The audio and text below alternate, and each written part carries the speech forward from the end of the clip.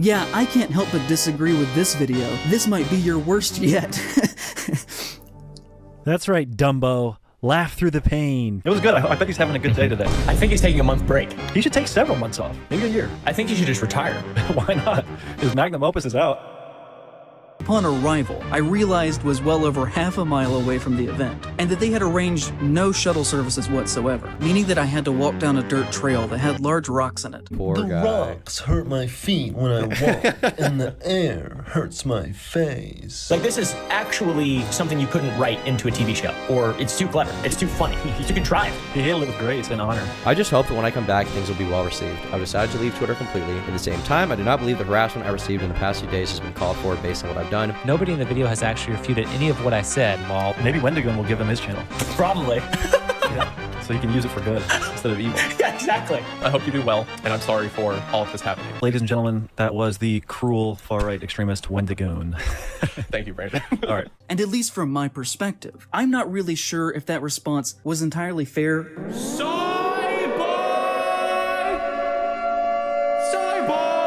He made like the worst video of all time. Like, he made it so easy for people who are named in the video to defend themselves. Like, it's so easy. Like, it's so easy because his video was so bad, the research was so bad.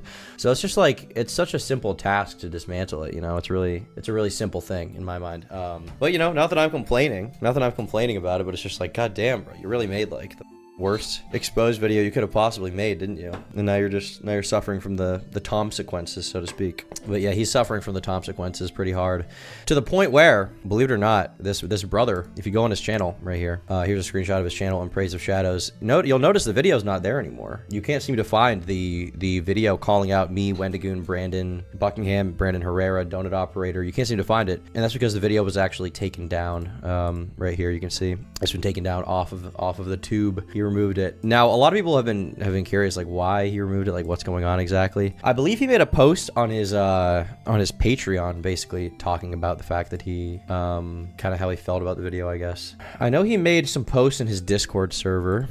We have those here, courtesy of Chris the Narc, Christopher the Narcotic Addict. Chris the Narc said, you know it's bad when you're asking your Discord if you can come back from a up this big. Here he says, real talk, do y'all think I can come back from this? Pretty sad tonight, to be fully honest. If I just start back with my normal kind of work, do you think things will be fine in the long run? Yeah, I knew this was going to get rough, but it's harder than anticipated. The rest of the year is supposed to be a lot of fun. I've even canceled 2 videos on the schedule to replace them with more on-brand ideas. I just couldn't live with myself if I prevented my partner from having a good life because of my decisions. That's what's been on my mind the most here. I just hope that when I come back, things will be well received. I've decided to leave Twitter completely. A lot of YouTubers have, and I made the mistake of staying there when they took their exit. I think to be honest, he probably could come back. Like, because like his audience likes what he said, right? Like they agree with him, so he probably could come back and just make like RedTube videos. I mean, my lawyer just contacted me and said we have this community post from his community page. One last quick note. Hey everyone, I've already publicly addressed this on Twitter and Patreon, but I thought I'd do a community note before I left. I've decided it is best at the moment to take down the entire bad conservative horror video. It does not represent me and who I wish to be as a person or a creator. I admit that I messed up pretty badly in my delivery and made a lot of mistakes, and I'm really sorry for that. If I could do it again, I obviously would have done everything differently. This kind of content is not my forte, and I've avoided it in the past because of that. After being harassed in December by Wendigoon fans and called slurs dozens of times, I was deeply upset over how I'd been treated and my perception of him not calling off the attack. I acted out of hurt and acted in a way uncharacteristic of myself. I messed up there and fully acknowledge that in every way, so I'm taking it down. At the same time, I do not believe the harassment I received in the past few days has been called for based on what I've done. Any criticism of my work is fair and I accept, welcome, and own that. We are all measured by our own words and actions, but I do think it's dangerous that these creators do not tweet about or acknowledge the obvious situation at play. What do you mean the obvious situation at play, bro? What is dangerous? Like, you made a bad video and you get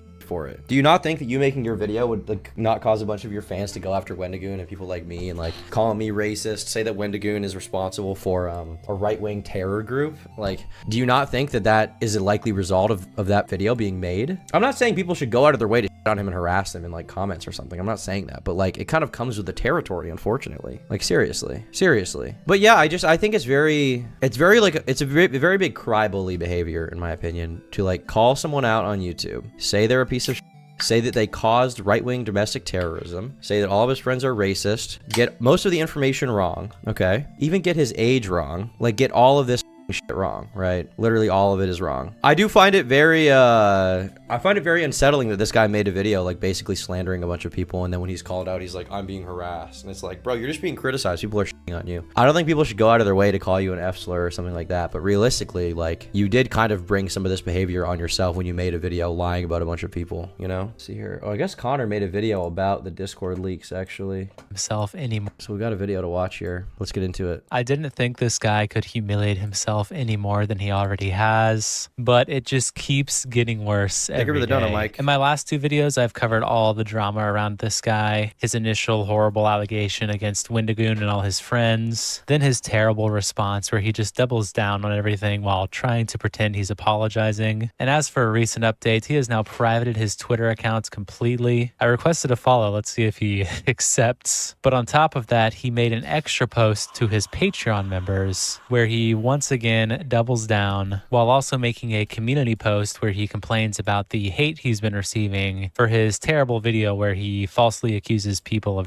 rape and says Wendigoon should be banned from public spaces. The thing being Brandon. He was accused of threatening rape, I guess. That would be a more specific thing. He didn't call him a rapist. He said he was accused of threatening, which is not totally accurate at all, but whatever. Just for allegedly, according to him, being conservative. Shout out to Chris the Narc for putting all this out there. But let's just start off and jump right into his Patreon post. It's Let's jump amazing. right in, I Connor. loved reading it. So let me read it for you guys. About the video. Hey everyone. Sorry for not saying anything sooner. I wanted to take a few days to clear my head and genuinely listen to the conversation going on around this video before I addressed it. Flat out, I let my emotions get the best of me here. This wasn't my best work, and this wasn't my best self. This was made out of anger, and I should never Yeah, no lower myself to do that. He was right. It seemed like a lot of resentment. Because if you watch the video, if you watch earlier on in the Praise of Shadows video, there's parts where he's like, he had gotten for old videos he made and lost a bunch of friends because he made a video, and a part of the video, it was about The Hills Have Eyes, which is, I haven't even seen The Hills Have Eyes, but I guess it's a movie about like a couple that goes into like the middle of nowhere, and they their dog runs away, so they try to find their dog, and then they get hunted by cannibals, right? And this guy basically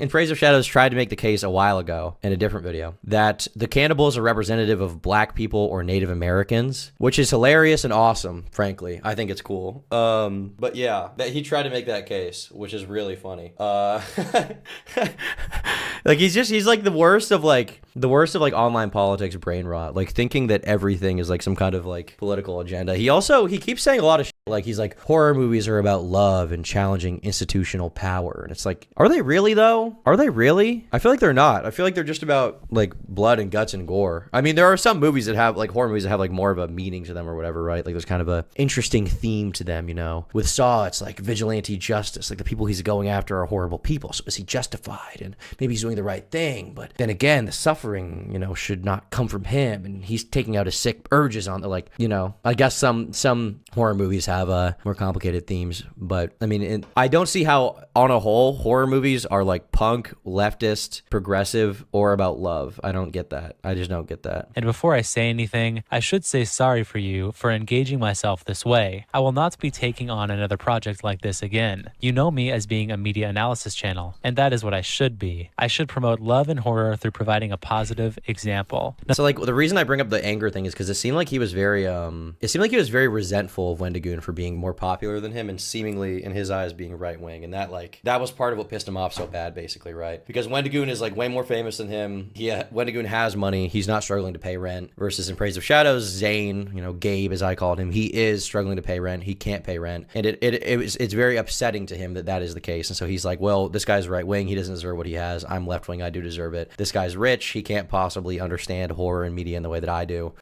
That's like basically his reasoning, and it's very wrong. It's very resentful. He's a very, very resentful person, but that is kind of his thought process throughout all of this, unfortunately, and that's part of what made his shit bad. Politics and media is fine. Being overt about it is cringe. I think politics and media is fine. I also think being overt about politics in media is also fine. I think that's totally fine. What I don't like about his video is that it's just wrong. It's like reaching. Media can be political. I don't mind if politics are in like a game or a movie. Like, you know, undoubtedly some of my favorite pieces of media probably have some kind of political theme, you know? So I don't think there's anything wrong with that. You know, it's the artist's vision. They can say what they want about society with the film. I just, there's like this genre of people on YouTube who make like completely brain rot video analysis videos and like ascribe meaning that's not there. There's a really funny like parody example of this someone made. Have you guys seen Squidward is the greatest antagonist of all time? Free Imposer for 20 says, I don't know anything about this, but I hate when people apologize for something drastic on the internet. It's always written inauthentically, even when they feel sorry and want this to be over. How can one come back from this? I mean, realistically, he could probably come back, you know? Because there are people who actually agree with him. Like, I've seen people on Twitter being like, oh, he didn't do anything wrong. He just questioned why Wendigoon is friends with all these bootlicking fascists. And it's like, did you even watch the video? You read, he got like everything in it wrong. The research was dog. It's like, how can people be mad at this guy? And some people on the YouTube drama subreddit painting him as a victim. Like, dude, you made a bad video. If I made a video this bad about a leftist, these people will be down my throat. And justifiably so, because if you fuck up a video that bad with such poor research, you deserve to get shit on, right? Like, that's how it works. They can make your climax for becoming a member. But this video essay is awesome. Because this is like, it's like the perfect parody of just like the video essays that read into things too much. When I think of SpongeBob SquarePants and why it works so well, my mind doesn't go to SpongeBob. In fact, it goes to the other characters, like the random fish. Not at all, boy! Patrick Star. Rectangles! Or most of all, the series main antagonist, Squidward Tentacles. I have no soul.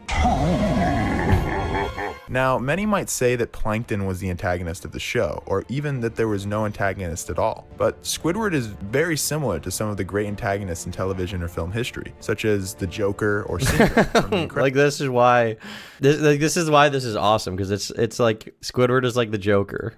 Because of his relationship to the protagonist. Thanks, Selkie. Squidward, like the Joker or Syndrome, pushes the protagonist's limits, attacking their weaknesses and challenging their goals with their own conflicting ones. So, and as you go down the video, it gets into like it slowly becomes crazier and crazier. Whack theory. Now, remember when we talked about Squidward's introduction to the series, with his house foreshadowing how he will come in between SpongeBob and his ultimate goal of Patrick? Well, this represents Squidward's constant attempts throughout the series at getting between SpongeBob and his ultimate goal of having a romantic relationship with Patrick Star. For instance, in this scene, Squidward interrupts Patrick from getting brain from SpongeBob. Oh yeah. How are you doing that? And if you need any, like, this is why it's awesome, because it just parodies the kind of shit that someone like In Praise of Shadows would do. It's just reading into things too much. It's reading into things way too much, and like basically making shit up that's not there, you know? That's why I love that video. So far, it might seem like he's trying to be genuine, but the more you watch and read, you'll quickly realize he's not, especially when we show his leaked messages later. He continues saying, I thought that I was doing good here, and I think to an extent I did do some. What good did you do? What good did you actually do? And like needlessly slandering a larger creator. What good did you actually do, bro? Please tell me. Please inform me. Good, but I could have gone about it differently. This was not perfect and needed more time in the oven, pure and simple, and that was totally on me. What part of his video is good? Can someone explain to me what criticism he gave to Wendigoon that was good? I genuinely have watched that 30. How does IPOS manage to be a dollar store Noah Samson when Noah is already a dollar store H Bomber guy? Yeah, it is a lot of like watering down, I would say. Minute section a few times now after researching all this. I'm trying even not to be biased. None of it was good. It was all just reaching, making vast assumptions, saying expose that Wendigoon is a fake native. So true. About Wendigoon's race, doubting his heritage, saying he should be. I reached out to the In Praise of Shadows guy, asking him to shave his gay mustache and get a haircut. Left on red. Thank you, Kyle Rittenhouse, for becoming a member. Banned from public spaces. It was ridiculous. There was no good at all in that video. The past few years have been a dark time for me. The slow, gradual decline in the channel algorithmically, following The Hills Have Eyes, had built a genuine sadness that has followed me a lot. The realities of the situation meant that I had to make a new video every month or so.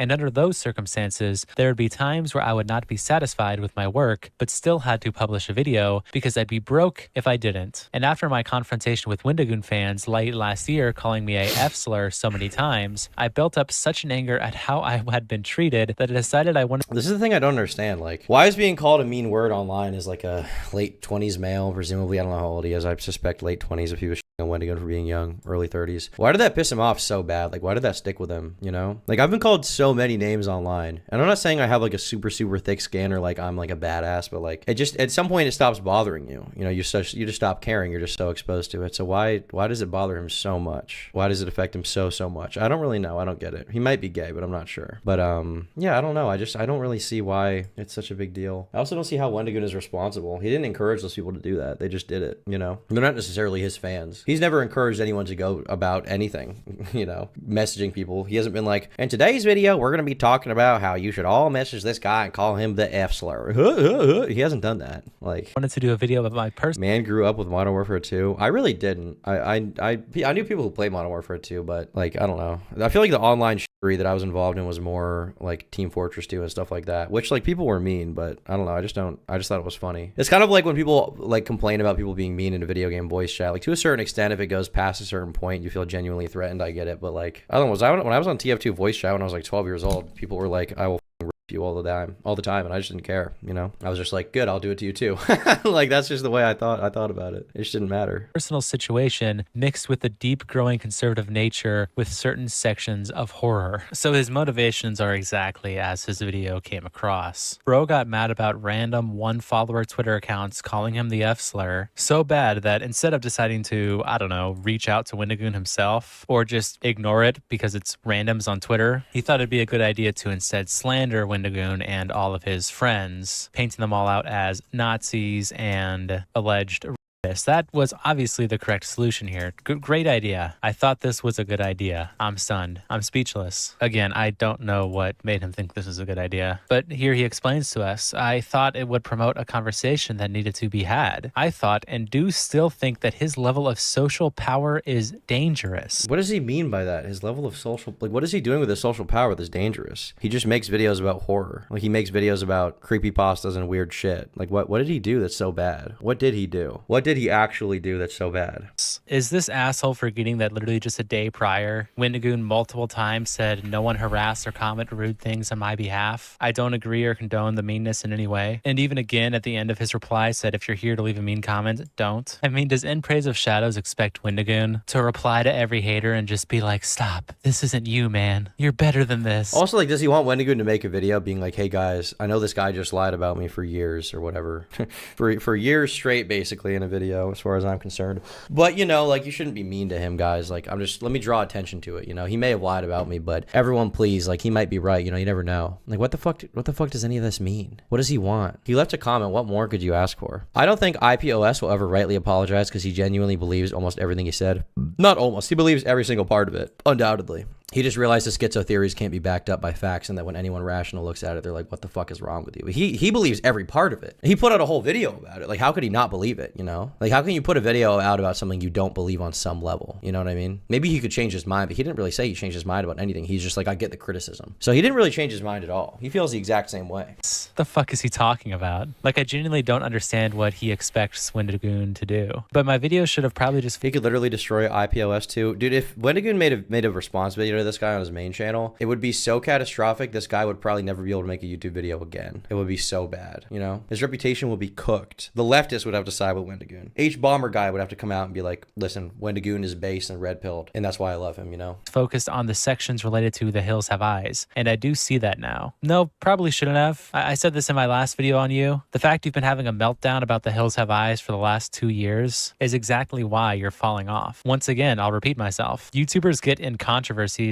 all the time. Yeah, you had a shitty video on The Hills Have Eyes, but it's not like you touched a kid or did something insane. Just keep making content and don't do this deranged shit that you just tried to pull on Wendigoon and all of his friends. I don't think this guy is capable of that, though, given how he's handled. He seems to have, like, I think he genuinely is, like, mentally ill or something, and that's why he made the video, because he's so delusional. Keep in mind, he's so delusional that he believed Wendigoon following him on Twitter was him signaling that he was okay with people messaging him to call him an F slur, you know? Like, he seems like he might have a mental problem, and in that way, I kind of feel bad bad for him, but seems to be a lot of like genuine resentment built up in him, you know? Wendigoon in chat said, I'm not addressing it anywhere because regardless of what I say, addressing it will put more hate on him. Yeah, exactly. I know you don't want that. Yeah, you know, I feel like the impression that I get from Wendigoon is that his life is too good to really be mentally affected by this guy, basically. So yeah. This whole situation. On the sections related to Wendigoon's cultural appropriation, I think in particular I could have done better. I know that not even Noah Samson does this kind of stuff. This is a special, unique kind of person. I mean, you never know with Noah Samson, you know. Give it a little time. You never really know what's going to happen, but you know, for now he hasn't made a video nearly this bad. I mean, the video about Think Before You Sleep was bad, but he didn't really like lie in it. It was just like what how could you possibly draw this conclusion from the information you presented? This guy straight up lied. And his research was so bad too. Wendigoon said, I know you want that.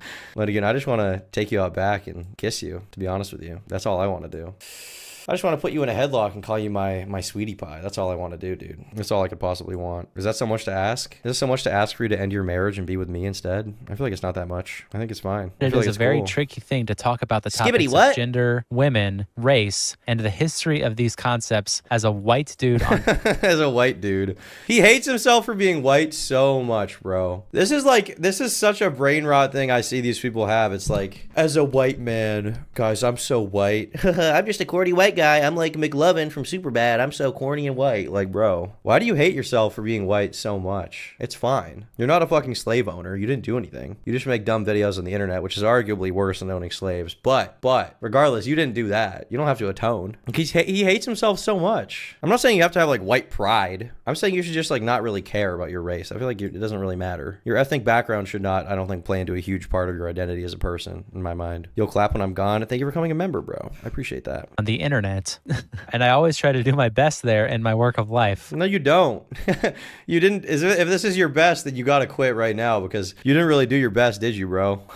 You failed epically at your best. Your best was so bad that you need to like be a janitor or something or live in a box maybe. I don't know. This guy called Brandon Buckingham a gun tuber shows the level of research he does. So the thing, I think, here's my theory. My theory is that he like read the YouTube drama subreddit or something and that's where he got all of his information. And then he just like uncritically repeated that. It was kind of like a Nick is not green type thing where he just, you remember Nick read like the super mega subreddit and was like, okay, all of this is true. You know, I'm just going to read it all out. I think this guy did that. And the reason I think that is because he used that one picture of me and Wendigoon in the car, that like retarded selfie I took, that has been like on that subreddit and was posted there like right after I took it. So I think that it just came from there. And that's a very resentful group of people. Sup, Tom? Hopefully you have a kick-ass day, brother. Keep kicking and stay Wendigooning. Thank you for the 5, buddy. Frenchiest Fry, thanks for the 1. Stop using the Atrioc outro music. No. I dropped the ball here in some of my language and logic and criticism, and that's fair. Did this guy really just blame the fact he got backlash and that he's a white dude? Is that what he thinks like was the reason he fucked this up, is because he's a white man talking about gender and race? Not that he doubted Wendigoon's Native American heritage and said he shouldn't be welcome in public spaces, while also accusing him of culturally Listen, I can personally confirm that Wendigoon has a squanto penis. No further elaboration.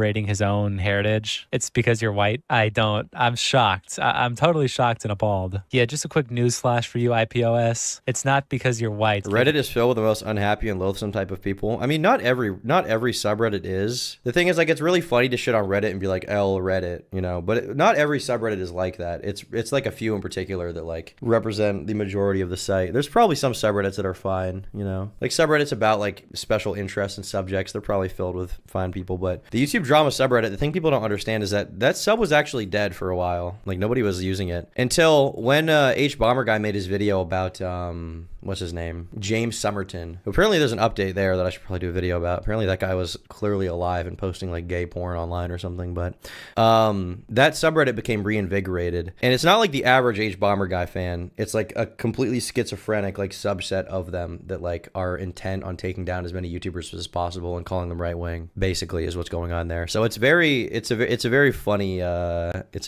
phenomenon, I would say. But they're very resentful, and for a decent amount of time now, they've basically just been like trying to accumulate as much stuff on me and any of my friends as possible to make them look bad and trying to spread it across the internet, you know. Like when I made that when I was streaming the other day, right? I did that stream talking about all this stuff, and this guy on the sub, Excalibur Umbrary, I don't know who this is, but he made a post saying, Turkey Tom saying the N-word is based AF. Tom is currently live defending Wendigoon, of course, after the release of IPOS's exposed video. And all the people in the comments were like, I fucking hate this guy, Turkey Tom. This guy sucks.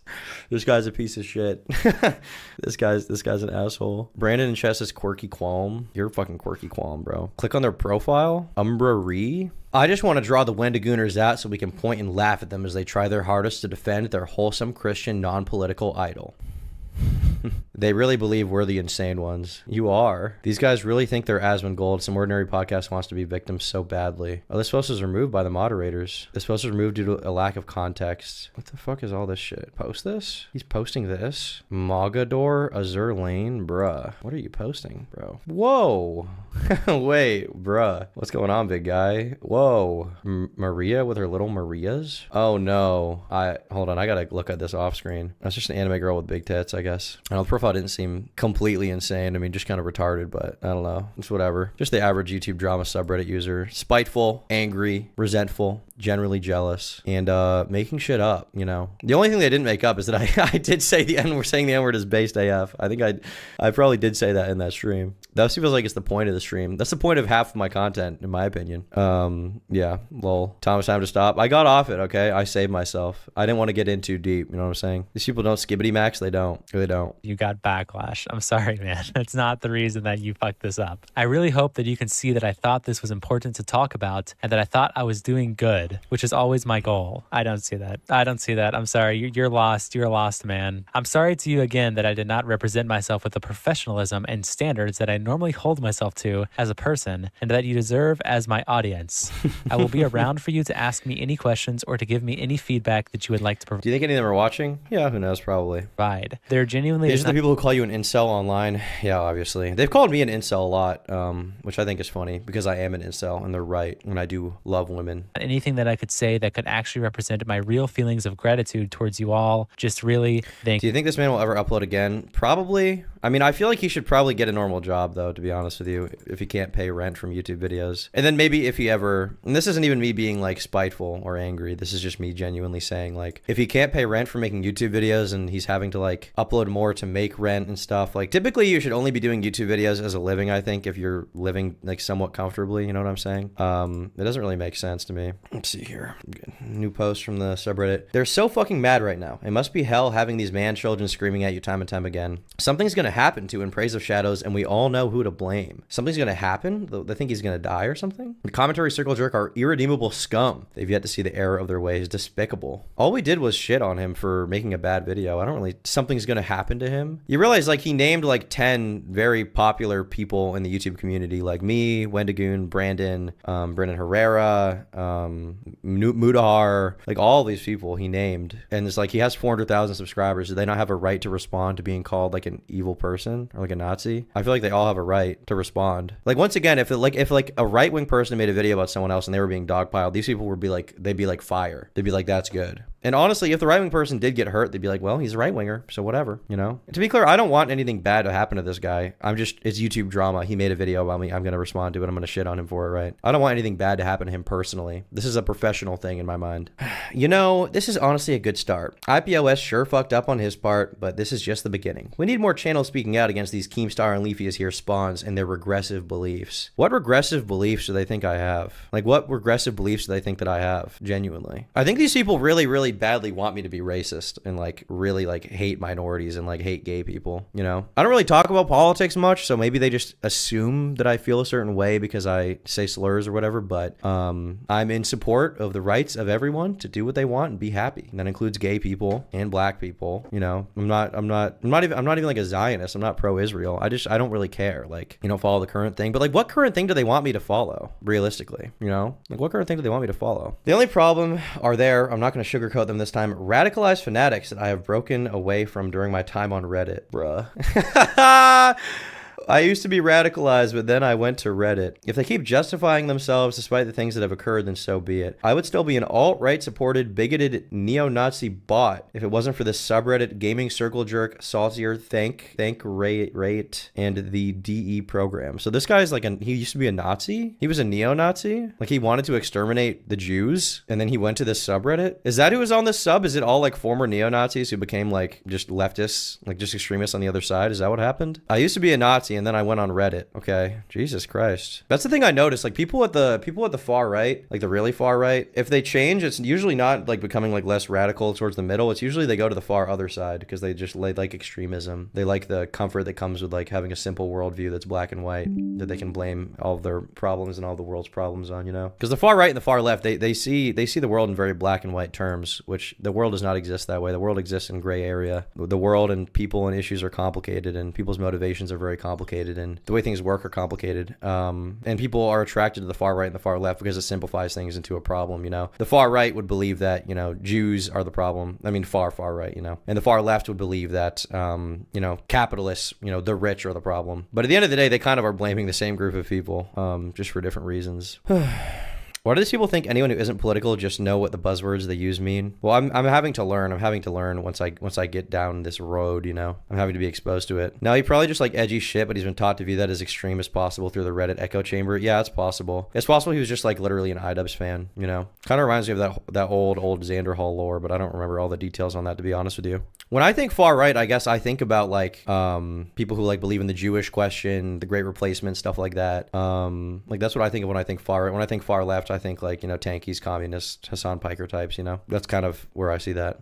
It's just me, says Tom. I'm pretty sure it was like Xander Hall was an edgy teen who made fun of SJWs. Then he watched a BreadTube video and suddenly he was radicalized by the alt-right. Yeah. Thank you for everything, Zane. So already that's just a terrible statement once again. Continuing to act as if Wendigoon has some sort of horribly powerful social status that he was using to weaponize against you, and it's really dangerous. On top of blaming the fact that you're To be clear though, guys, I do want to be clear here. I don't think that this guy doesn't deserve to be shit on, because he does. But I will say, I don't think it's good to harass him or anything like that, because the last time that he got harassed, he actually was pushed into like a more radical, position, you know, because he got some shit on Twitter, and that like led to this entire Wendigoon video, you know? So probably the best thing to do is like explain clearly. If you're gonna like tell him why you don't like him or whatever, don't just call him names.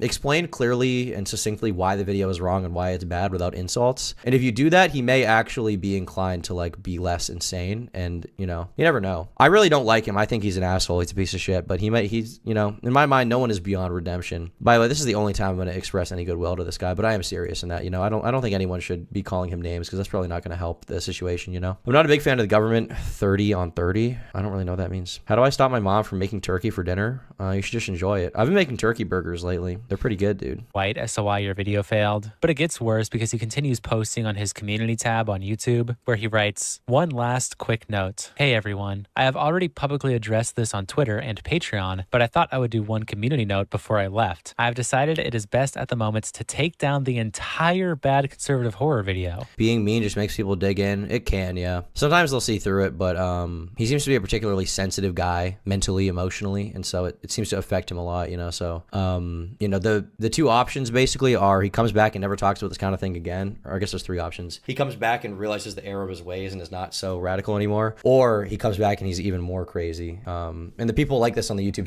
drama subreddit certainly aren't helping the case, because they want him to come back and do it again and fuck up again, you know? That's what they would love to see. "It does not represent me and who I wish to be as a person or a creator." So if you weren't here before, he took down just the Wendigoon section, but now he's just deleted the entire video. And I just press that guy a bit more and he might crash out, go full ballistic. Well, yeah, that was the thing, because the video was so delusional, especially the part about like Isaiah following him and like him thinking that was some kind of implicit, or that was some kind of like dog whistle for him like being supportive of people messaging him being mean. Like he's very he's like very delusional in his worldview, you know? He's probably stuck in some kind of echo chamber, which is dark. Just open his YouTube to verify. You can see, yeah, it's gone. It's not even his most recent upload. He continues saying, "I admit that I messed up pretty badly in my delivery and made a lot of mistakes, and I really am sorry for that. If I could do it again, I obviously would have done everything differently. This kind of content is not my forte, and I have avoided it in the past because of that. After being harassed in December by Wendigoon fans and called slurs dozens of times, I was deeply upset over how I had been treated and my perception of him not calling off the attack." Wait, so he literally does want Wendigoon to like hold the people on Twitter calling him the F slur and tell them it's not you. Like that's actually unironically what he wants him to do. Not calling off the attack? What are you talking about? Block the one follower accounts telling you that you're an F slur. Like it's not that deep. What is Wendigoon supposed to actually do? And again, he's obsessed with this. The thing too is like, if he were to actually outright say like don't do it, it, people will just do it more, you know,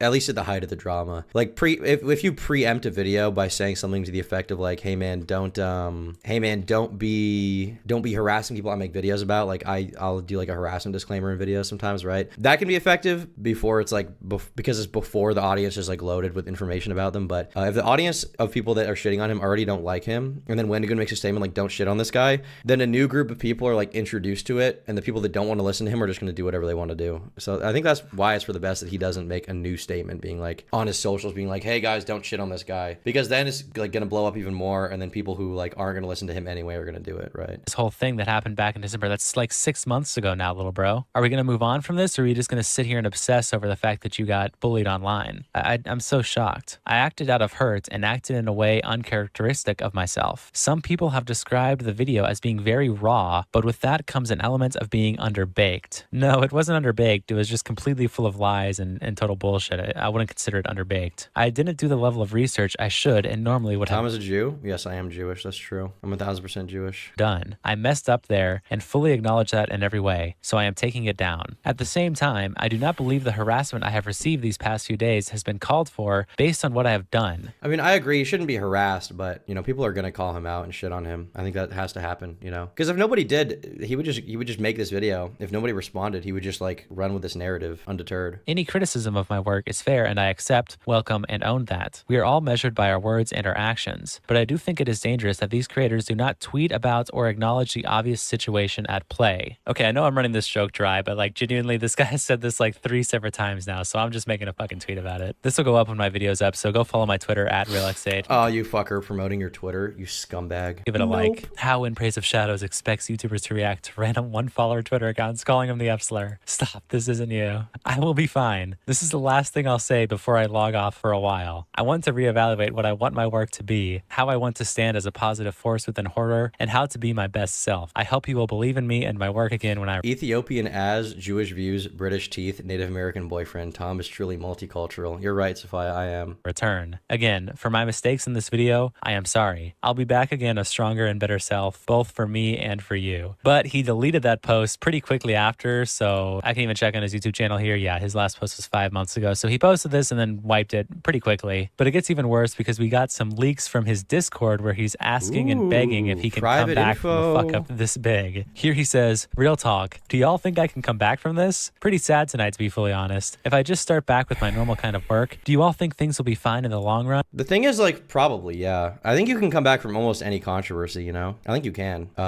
I've seen a lot of YouTubers who will make a video that's like really bad or really controversial or something, and, you know, maybe take a little break or something, maybe respond to it if you can, and then just make good content. Because at the end of the day, you know, people will say like they're subscribed to someone for this reason, for that reason. But at the end of the day, the way you really get a lot of followers on social media, on YouTube, on Twitch, is just by making good content, you know? And if you're making good content, then that's all there is to it. You know, YouTube is a business. There's obviously like a social standing aspect of it. There's like a criticism aspect to it. There's like a journalistic responsibility aspect to making a video like the one that he made. But if he does better in the future and just makes good videos, people will watch. And that's all he has to do. That's really all he has to do. He didn't do anything worth cancellation. He has to calm down. I mean, he wasn't really canceled, yeah. But he just needs to, like, I don't know about any controversy. Pedophiles can make a comeback. Well, that's beyond controversy. You know, if they're a pedophile, usually YouTube will ban them, and that's another problem.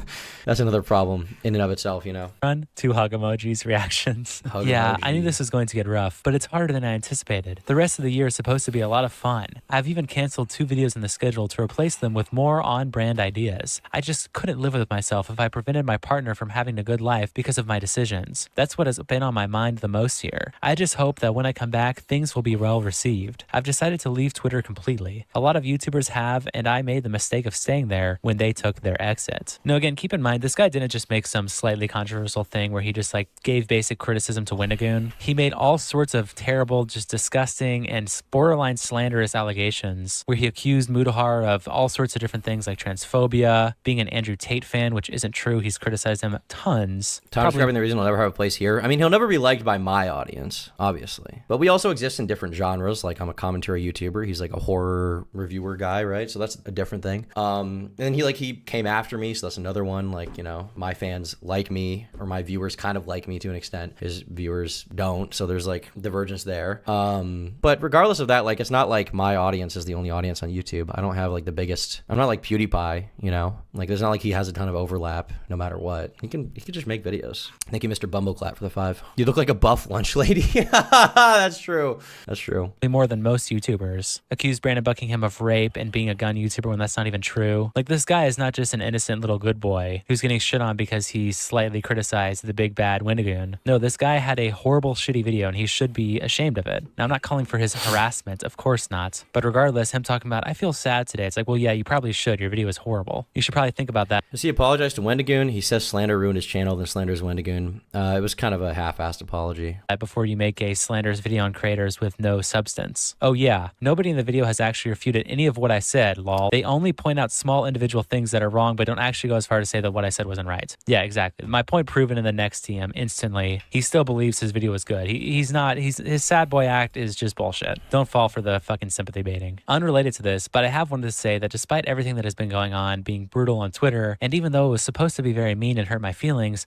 I do actually kind of love this drawing of me that's been going around. I think it's pretty funny, showing some art that someone made to mock him for, that's awesome. for calling everyone a bad person. The Just a Worm legacy. Actually, IPOS, are you sure this art isn't homophobic and transphobic? Because you're gay, right? And they drew you ugly, so it's probably homophobic. That's the takeaway that we get here. He continues, I hope so. I always knew I would be hated by some, but I really didn't think this could be a career-ending move. Yeah, once again, he's just obsessing over his public image. This is going to be something he thinks about for the next 2 years. And you know what? At this point, it's deserved, I guess. I don't even know. So yeah, that's all the new updates on this guy. He seems to be off. White Bean says, Tommy, you need to fight for the proud and glorious Kurds against the oppressing forces of the Turkish Hassan Legion. You know, it is kind of funny. Me and Hassan are sort of we're like genetically opposed to each other. You know, because I'm Bulgarian, and the Turks, the Ottomans, they enslaved the Bulgarians for 500 years. Okay, to my knowledge, and he's Turkish, so he's my ontological enemy. You know, but despite that, because of that, we probably share some blood. You know, the comparison's been made that I look like Hassan in certain pictures. You know, and I see why people say that. You know, I do see it. So, you know, maybe me and Hassan have more in common than we think. Maybe we can work together to end the suffering. But like when I posted this picture, everyone was like, you look like Hassan. And I mean, I kind of see it, you know. You know, we're pretty similar, apart from the fact that he's 6 inches taller than me, probably. Well, he's like 6'4".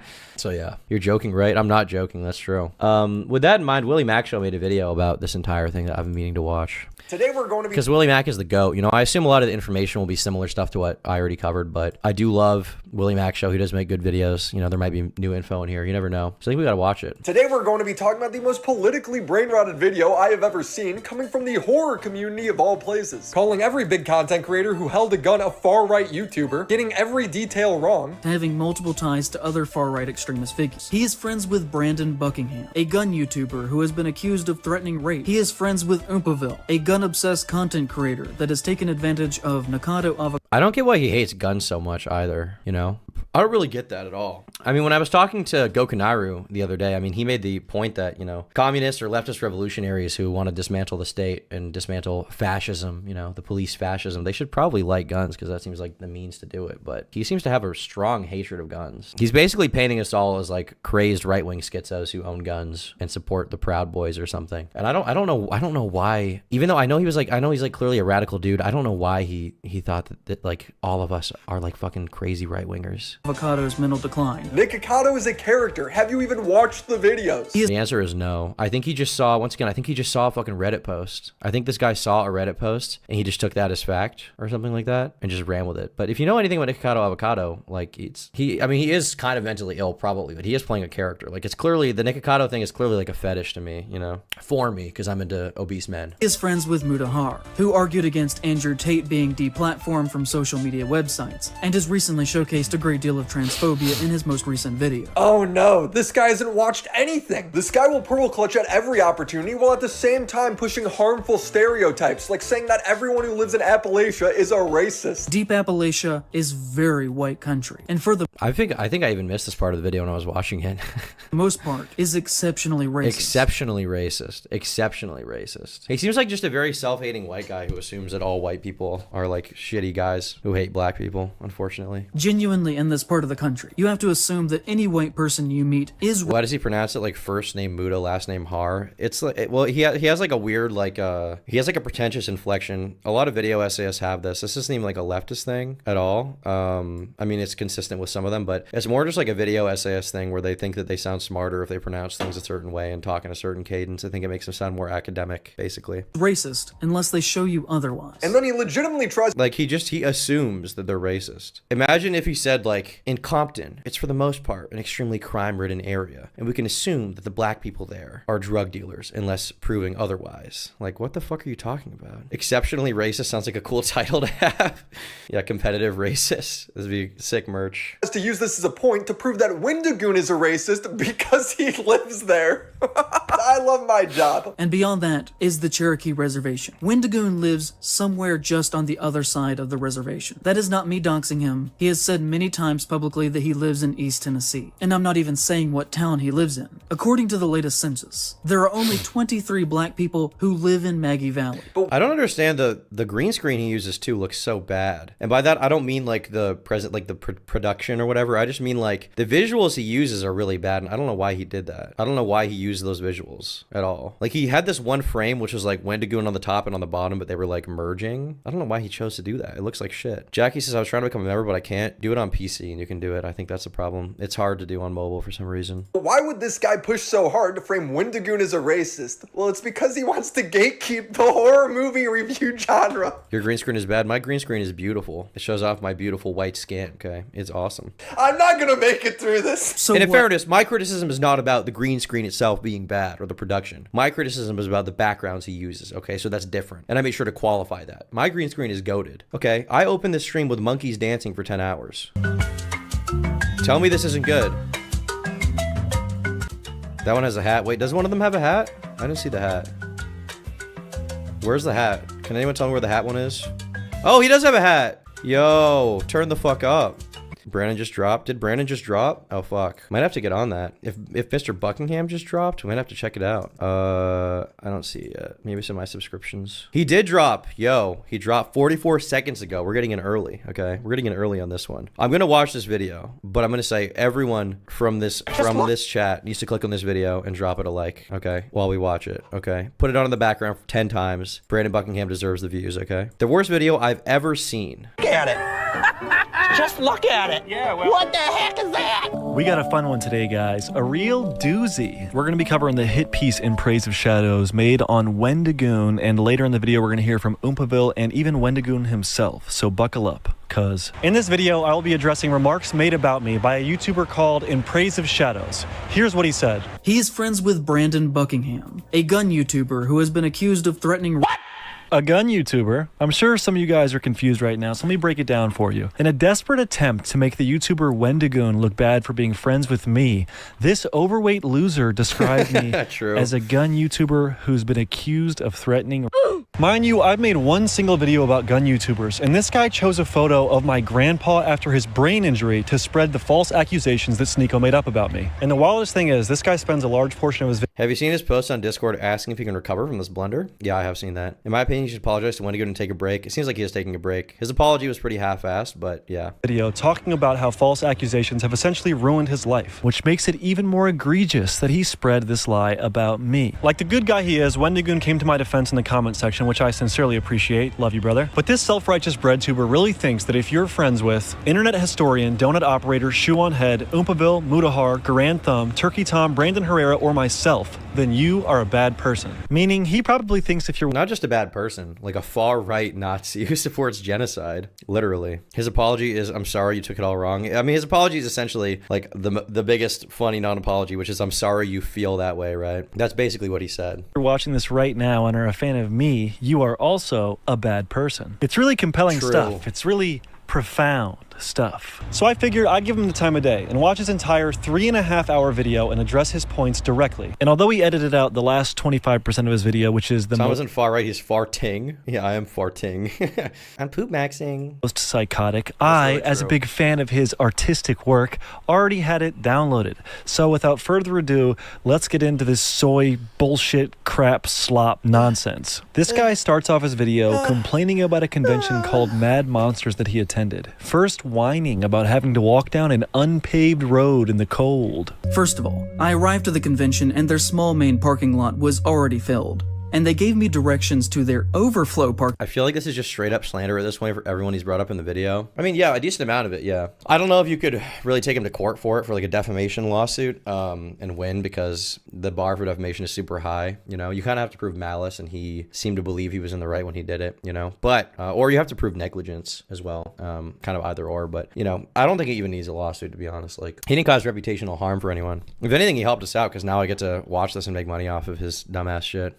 Area that upon arrival I realized was well over half a mile away from the event, and that they had arranged no shuttle services whatsoever. What a weird thing to complain about. Like, why is he so mad? Why is he so mad? And why was this even in the video? It's a video about bad conservative horror movies, but a bunch of the video is just him like complaining about how he didn't want to walk. Meaning that I had to walk down a dirt trail that had large rocks in it in the February cold to get back to their main building. Poor guy. The rocks hurt my feet when I walk, and the air hurts my face. I'm not someone to ever actually make a complaint about something like that, but the reality of the situation is that not providing shuttle services to guests who can't walk when you make them park so far away immediately makes you seem— Can he not walk? Is he disabled? I didn't know. Is this new lore? Can he not walk? I didn't know he couldn't walk. Nuxanor says we'll be watching your career with great interest. That's a very good neo-Nazi slogan. Thank you, Nuxanor. Thank you, Nuxtaku. Vegan Gains is still surprising how people think they can get away with lying like this. It is surprising. Look, even Vegan Gains is on our side, okay? The goat. The vegan goat is on our side. Think about that. A coalition of different people has come together to form the Truth Sayers Union, the intellectual dark web. Seem totally unprofessional. What do you mean you're not someone to ever actually complain about something like that? You just did complain about it. Next he goes on to complain about the material of the wristband at the convention.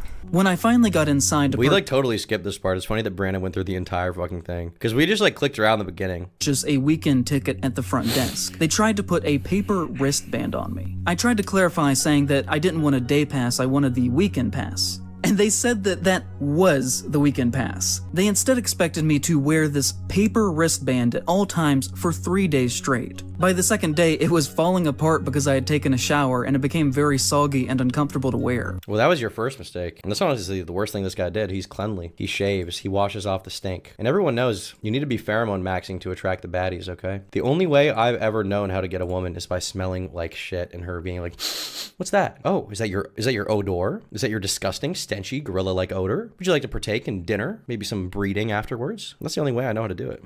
Oh, my soggy wristband. Next he goes on to whine. Why are your eyes tweaking out? I think I have Tourette's. Mention not having any food. I didn't eat before I got there the first day and expected to buy a snack at some point while I was there, and was very upset to learn that there was only an alcohol stand in the convention floor. I wanted to buy a snack while I was there. They didn't have any snacks. Just leave and get a snack. Just fucking leave and get a snack, bro. Do you need a hot dog every 3 seconds? Like, why is this such a complaint? I don't understand. I remember because I watched part of the beginning of this video. He opens it by like talking about how Kevin Spacey is there, and Kevin Spacey had a lot of like, you know, allegations against him. It basically cost him his career, which is, it's justified to be mad they had Kevin Spacey, but then he like goes into whatever this is. Dylan, thanks for becoming a member. Gracie VV for 2 says he's trying to be Jenny Nicholson but failed.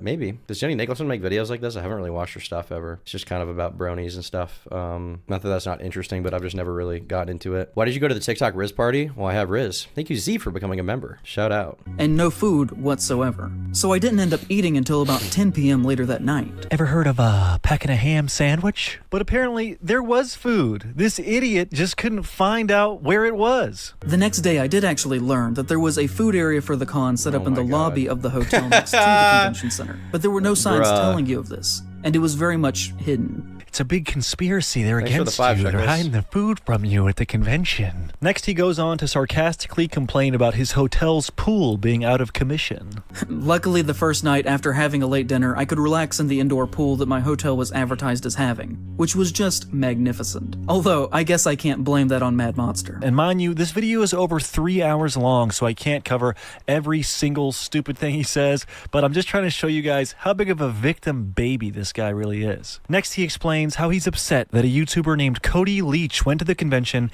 and didn't criticize it enough for having Kevin Spacey as the main attraction. In his 33 minutes of talking about the convention and everything that happened around it, Leach fails to mention Kevin Spacey outside of a single joke about the situation over 20 minutes into the video. Not only that, if we look at this footage that This is the thing, like, he's obsessed with calling people out. He's obsessed with making sure that everyone knows how good of a person he is, and he needs everyone else to do it too, you know? Like, as a commentary YouTuber, okay, as a guy who makes videos like this, I understand, like, you need to fairly and accurately cover something, you know? It's important. But with this, it's like, it's a horror convention. Does the YouTuber who went really need to expose them for having Kevin Spacey there outside of a joke? He probably didn't go there for Kevin Spacey. He probably went there to fucking have fun. Who cares? Shot. Compared to the footage that he shot, you can see that he has clearly framed his angle standing roughly at the exact same spot I was, so as to not show the giant Kevin Spacey banner hanging over the lobby. Thank you, High Roller, for the donut. Look at his footage, Thank you, and Harrison. you compare it to my footage. He was standing Thank you, where Ice I was Call. standing. Bring back the Ushanka. It's really hot right now, so I don't want to wear it. It'll make my fucking ears sweat. During the winter, I'll bring it back. And didn't even get the Kevin Spacey banner in his shot. And you know, I think that people who are in my line of work have a certain level of responsibility to appropriately cover the things that we choose to talk about. So in my opinion, making a glowing half-hour-long video about how cool Mad... You can just say you liked the convention if you enjoyed it, though. Like, if that's his personal opinion, he can say he liked it if he had a genuinely good time. Does he have to dedicate the entire video to exposing the convention runners? Like, you can just say you liked it. Chipple Dipple and Tipster linked up. I've seen that, dude. I've seen Chipple Dipple and Tipster did link up. It's pretty interesting. I've seen a lot of posts recently. I've seen a lot of posts recently about Chipple Dipple and Tipster. I actually managed to find this picture of them together, which I found quite disturbing. You know, in my opinion, Chipple Dipple, you know, we did the whole video defending him, and now he just left us. Look, he left us, dude. Look at what he did. Chipple Dipple, how could you do this? Look at Tipster enjoying himself right there, lying in the bed, having a good time. Chip is here. He's wearing the crying Wojak mask, thinking about the consequences of what he's done. He's gripping this cat. Basically animal abuse. It's disgusting. It's foul. It's horrible. And he should be called out and criticized for that, frankly. The funniest thing about that whole thing is there's this, like, picture that's going around, this meme that's been put in thumbnails too. Like this New Pill channel thumbnail, you've done it again. And this background with this cat is a real life picture of Chipple Dipple's room. This is a real life picture of Chipple Dipple's tapestries on his room. He has a background like a bisexual girl in his room. He has like a drape. He has like the tapestry thing. The classic like regrettable sex tapestry. And he has it. How crazy is that? How crazy is that? That monster is in the wake of them trying to publicly rehabilitate Spacey's image into a right-wing personality at a convention held in the South, which happened within weeks after he appeared on Tucker Carlson's show, is not a very responsible use of your platform. Kevin Spacey was last registered as a Democrat and is a homosexual fella, but because he had a conversation with Tucker Carlson, this guy claims that Kevin is a conservative. The Daily Wire in this time ran a piece defending the convention and their booking of Spacey. And you know, just my opinion here, but no horror event should ever fumble the bag so badly that you get the Nazi news force coming to bat for you. Oh yeah. This is always the thing, the Nazi news force. Is Tucker Carlson a Nazi? He's definitely right wing. He's a conservative. There's no doubt about that. Is he a Nazi? No. But this guy thinks everyone is a Nazi. It's like, it's literally the meme from like we've come full circle where like fucking 10 years ago, you had like the blue hairs, okay, big red. You had all these crazy hysterical people who were just like outliers for the most part. It wasn't representative of the left as a whole. And they were saying shit like this, okay? And then 10 years passed, and now they're back in the form of, like, the leftist video essayist. The leftist video essayist. It's crazy. You heard that right. The Daily Wire, Ben Shapiro's news station, is the Nazi news force. Anyone who knows literally anything about Ben Shapiro would know that he is a Zionist, which is the opposite of a Nazi. Moving forward, he wraps up chapter 1 of his crybaby magnum opus by whining about how conservatives enjoy horror movies and it should only be a genre for liberals, or some bullshit like that. And that I think there's actually not one, but two distinct horror communities. I don't know if you ever saw what Big Red was actually being totally normal. Is that real? I could believe that. All I ever saw of Big Red, I feel like, was just a picture of her, and it was just like assumed that they were like a retarded Karen. But you could be right. Where could I find that, Vomir? I'd like to see that. That do not overlap. One that is more concerned with writing and thinking about how our own experiences and world are reflected through art. A group that overall is less concerned with how much a movie makes at the box office and more with what it is trying to say as a work of art and how it relates to ourselves and culture as people. And then you have another that is more conservative and traditionally capital A American, and is based more in basic consumerism, and viewing movies strictly as entertainment and nothing else. A group that often gets angry at the very notion of subtext existing within a work of fiction, and views art not as a means to express what it means to exist, but instead that sees the value of creation just within the context of how fun and experience that product is. This is good stuff. Let's move on to chapter 2 of this incredible video.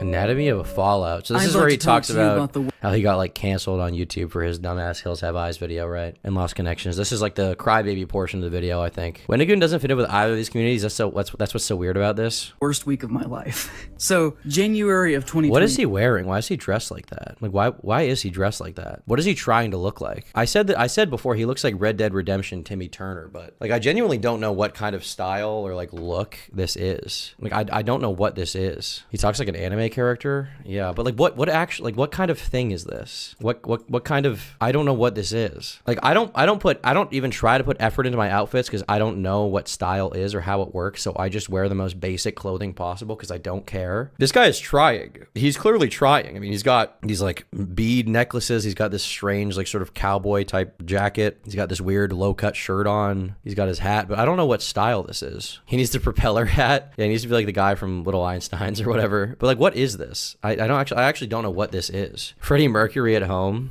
Lol. Me too. Okay. I made a video about The Hills Have Eyes that went very bad. Truck stop male prostitute. And I've never really spoken about this or even really addressed that it was a thing, except for maybe just a couple of times on Twitter. I guess when it happened, I just hoped that it would eventually disappear, but never has. So in this chapter, this guy moves on to whining about people giving him a hard...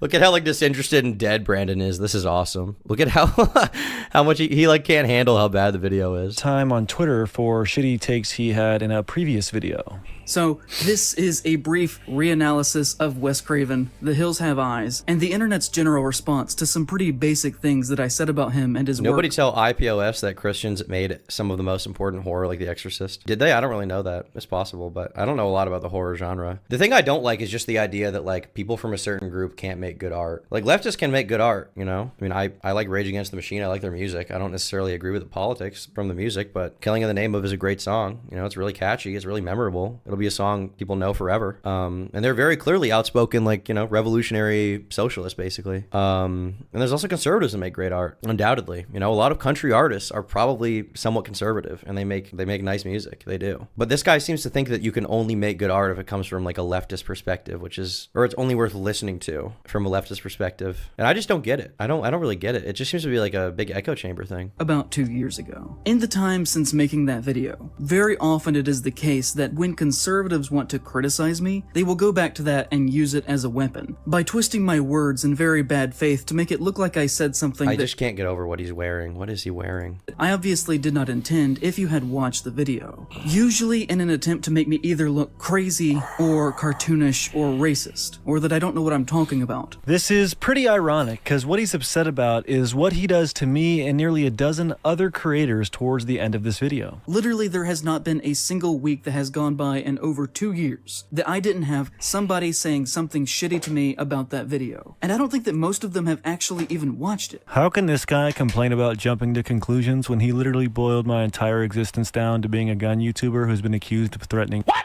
Besides, the video he's talking about is fucking terrible. His video about The Hills Have Eyes essentially said that the victims in that movie deserved... This clip he's gonna play is so sick. I hope he pulls the clip out. ...to be brutalized because they were colonizers or some dumb shit like that. Posting that video was a huge negative turning point in my life. And this guy would like Marvel movies? No, he wouldn't. He wouldn't, because the Avengers symbolize an authoritarian government, and the aliens, like Thanos, he represents black people. So he would obviously hate it. He would hate it because the Avengers are portrayed as the good guys when they're the police. They're not the good guys. The way that one video was received has really impacted everything around me. Sneeko accused Brandon for R-word. What happened was, to my understanding, which Sneeko has never denied, basically, Brandon got in like a beef with Sneeko. They had a little bit of a scuffle, and Sneeko was in an open relationship at the time, so Brandon said, "We're gonna run a train on your girl," basically saying that, like, you know, your girl's a whore, right? That's what he said. And Sneeko responded saying that Brandon threatened to rape his girl, which is not true. And that's where this comes from. But the funny thing is, like, that lie comes from, like, someone who's more right-wing, more controversial than anyone that this guy called out in the video. And he propagated it to his entire audience of 400,000 people. Like, he did that. Undeniably, he did that, which is crazy. So, like, in his effort to, like, hurt the right-wing YouTube or whatever as he sees it, he unknowingly propagated a lie by, like, perhaps the most right-wing creator of all time. Someone tied to Andrew Tate who defends his actions. That's crazy. Before that, I was relatively comfortable financially. I could make the kinds of videos that I wanted to, and have honestly struggled very badly ever since then. So I think we found the root of this guy's problem here. He's broke and miserable and is enviously lashing out at others for being successful. If you want to know why I make so many franchise videos now, it's because I still need to eat, and those are the only things that ever gain any traction now. Everything else I do dies as soon as it's released. So he's making content he doesn't want to make just to pay rent, but he doesn't realize he sounds like a spoiled little baby here because most people on Earth do stuff they don't want to do to make money. For transparency. Yeah, and also, like, you're not entitled to, like, views on YouTube. You're not entitled to success. Like, you get success on YouTube for making good videos, or, you know, not necessarily good videos by a subjective standard, but objectively, you make money from making videos that people want to watch. And if you're not making videos that people want to watch, you're not going to make that much money. I mean, if you look at IPOS's channel, let's just go here and see the video titles.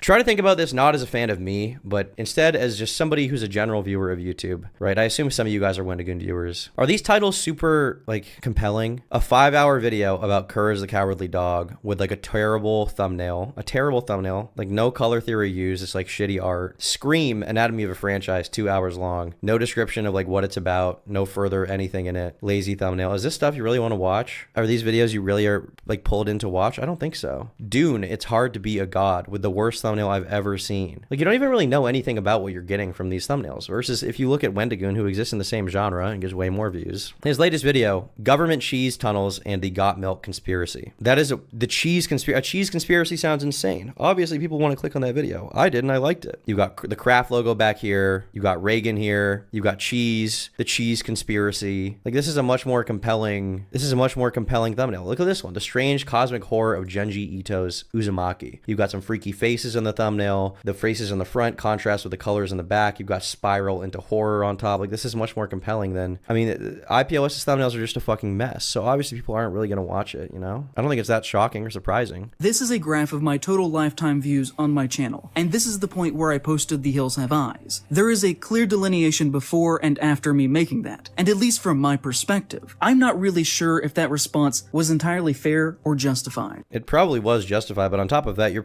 content probably just got worse. You probably got less motivated because you got more lazy because you were making videos that you had to make rather than videos you wanted to make. And the videos you want to make are retarded videos that read into media too much, saying that the cannibals in The Hills Have Eyes are black people. I don't think that as a person I deserve that based on my performance in that one single video. I understand that I am not entitled to your time whatsoever or anything like that. I'm just a guy on the internet. But if you stopped watching me over the public reception to that one work, then I kind of want to talk about that a little bit here. They probably didn't stop watching you because of that. I had a huge controversy, like, what, 3.5 years ago, right? Where I went after a really big YouTuber, Pyrocynical. And, you know, I fucked up those videos, undoubtedly. I made some serious errors in those videos. You can't deny that. And they were bad. I got dislike bombed more than this guy ever has. I probably lost more potential connections with Pyrocynical's friends than this guy ever has. And I don't feel like a victim for that. Like, that's my fault. I fucked up. I made bad videos. I fucked up, you know? And the videos got dislike bombed. And what did I do? I stopped talking about it because people didn't really want to hear me talk about it, and I made good videos. And that's how I made a comeback. That's how I made a comeback. That's how you do it. That's how you do it. If the content is good, people will watch it. That's all there is to it. If you improve over time, people will watch it. That's all it takes. That's all it takes. And this guy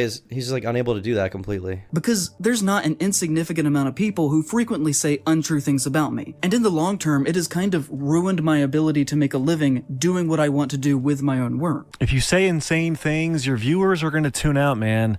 It sounds like you're taking zero accountability for your self-imposed fall off.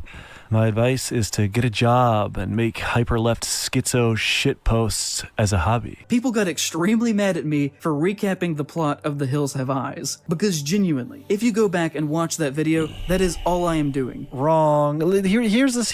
This is the really insufferable thing too. Like, when something bad happens to you, okay,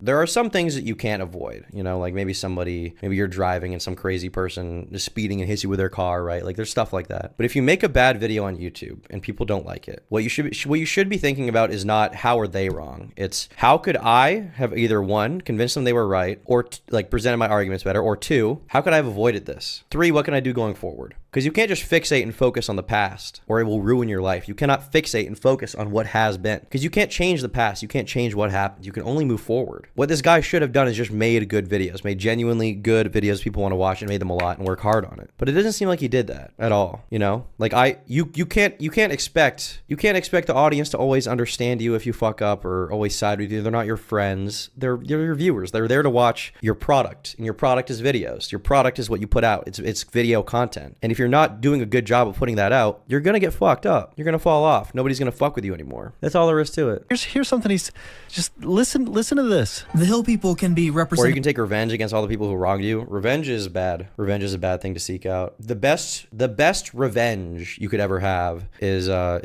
don't know where I got this quote from, but the best revenge is living well. The best revenge is doing well yourself, okay? And just moving on. You just have to move on. You just got to drop it and move on. That's what you have to do. You have to let go of your anger, let go of your resentment, genuinely. And this guy didn't. He couldn't let go of his resentment. He couldn't let go of his anger. And sometimes you can channel anger and resentment for something into good art, you know? There have been times when I've been mad about my life, about circumstances. And generally what I do in those situations is I sink a lot of time into work, okay? I redirect my anger for them, for those people that wronged me or whatever, into my work, because that's all you can really do. You can't seek out revenge on them. That'll only bring you to their level. You have to just do well. What if someone killed your entire family? Okay, well, that's another situation. That's another situation. But if someone does kill your entire family and you kill them, you're probably going to go to jail. So, you know, at that point, that person's in their mind probably kind of winning. Wouldn't you rather them rot in jail? Sometimes it's hard to let go. Of course it is. It's always hard to let go, you know? With relationships, with friendships, you know, I've had, especially with like a few specific friendships I've had over the past few years, I've had people who like royally fucked me over and went crazy, okay? And I've never talked about it. I've never talked about it, you know? I mean, maybe vaguely, but I'm never gonna like call them out, because all there is to it is like, when I think about the position I'm in versus them, like I am me and they are them. I have a business I love. I have a family I love. I have, you know, this great YouTube thing that like is my dream job that I wanted since I was a little kid. You know, all that stuff is great. It's great. Why would I want to sink time into thinking about these fucking losers who wronged me, who I knew for a very short period of time, when I could just focus on what I have, you know? I have more than they do and probably ever will. Why would I fixate on them? Why would I fixate on that? There's no reason to do that. You should sink your time seriously into productive things for yourself. You shouldn't sink all of your time into unproductive bullshit that will only drag you down farther. It's very bad. It's very bad. No one has brought up yet how IPOS randomly defended Amber Heard in one of his videos. Don't remember which one because it's too boring to care. I don't know enough about the Amber Heard, Johnny Depp stuff to talk about it in depth, to be honest. I know it's a complicated situation, so I don't know enough about it. The most that I know is that apparently Amber Heard defamed him, which got him a bunch of lost job opportunities, but my understanding is they had a really fucked up, complicated relationship and no one is necessarily in the right in either of them as far as the relationship goes, but I don't really know anything beyond that, to be honest with you. You could do that, but what if you made a 4-hour-long schizo video instead? You raise a great idea. That would probably be amazing. Representative of anything that you want them to be, really. They can be Native Americans, and the hills themselves can be allegorical of them being forced back onto reservations. They can be Black Americans that have for hundreds of years been forced to live within a dehumanizing system that has balances in place that is sure that they never get ahead. They can be anyone who has been a victim of hundreds of years. Bro, they're cannibals. They eat people. They live in hills and they fucking eat other humans. What the fuck do you want? Of horrifically violent, white, wealthy, educated progress. Listen, big guy, people are mad because you said that the inbred cannibals in the hills have eyes are representative of Native Americans and Black people. I would imagine the Native Americans and the Black people are very happy with that portrayal. I would imagine they're really happy about being compared to cannibals that eat people. They're really cool with that. Frenchius5for10 says, Wendigoon talked about this in his video about one of the books of the Bible. He's a very good example, and as he stated, it's very difficult to turn the other cheek and drop resentment or forgiving. It is difficult, but it's worth it if you can do it, you know? Because the human condition, the human mind is like geared towards things that are bad for you, you know, like lust or, you know, envy in this case, like pride kind of ties into this, right? Stuff like that. And to a certain extent, you're always going to have, you know, lust. You're always going to want to fuck, and that's okay. It's okay to have sex. You're always going to have some degree of pride or envy. That's normal, natural. But you can't let it control your life and everything you do. You can't. Or it will eat away at everything else good that you could potentially have going for you. Obviously, you got backlash for being a silly Billy, and that... Keep in mind, I'm not a Christian. Backlash must have deeply impacted you because up next, you include about 10 minutes straight of mean tweets that people sent to you after you made that stupid video. I started to receive comments like this. I can't imagine watching this film and coming away with the conclusion that the cannibals are secretly the good guys, and the biggest tragedy is that they didn't eat the people passing through. Lol. He goes on and on and on and on and on, just fucking reading these tweets. He's not even debunking them. And the most annoying part is that he like pauses after some of them to like snarkily laugh as if they aren't bothering him when he already just said they're ruining his fucking life. I've enjoyed several of your videos, but damn, you seem to be a bit lost in this one. Your stances just seem a bit warped. And why inject politics into a movie anatomy? Social justice? I was rolling my eyes throughout. I mean, come on, man.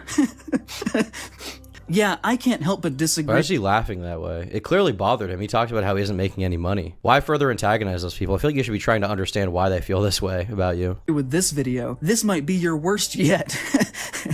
That's right, Dumbo. Laugh through the pain. Try to smile it all away. And I know I'm including a lot of examples in this section, but I'm just trying to communicate exactly how in this situation I said one thing, and then it got misconstrued as another that slowly eroded people's view in my writing and... Best take on Hills Have Eyes, Fuentes approved. Yeah, Fuentes probably would agree with that. He'd be like, this guy's based. This guy's based and true. Their trust in me, which has made the past 2 years a very dark time in my life. What are you trying to make the next 2 years of my life a dark time? Because it sounds really similar to Sneeko making up false allegations about me and then you spreading them for no reason other than to serve your personal vendetta against Wendigoon. And I won't name names, but the thing that really hit me the hardest is that when I decided to stop reading comments and just tried to distract myself by scrolling on Twitter and on my For You How page, old is this guy? I don't know. I would guess like early 30s, maybe late 20s, just based on how he looks, but he seems to act like he's like a lot older than Wendigoon and therefore in like a unique position to be able to talk about these issues, so it's hard for me to tell. Maybe he's in his 40s, who fucking knows, bro? If he is in his 40s, this whole swag needs to change. In my opinion, when you hit 40 years old, you need to shave your head and start looking like Andrew Tate every day. That's what I'm gonna do.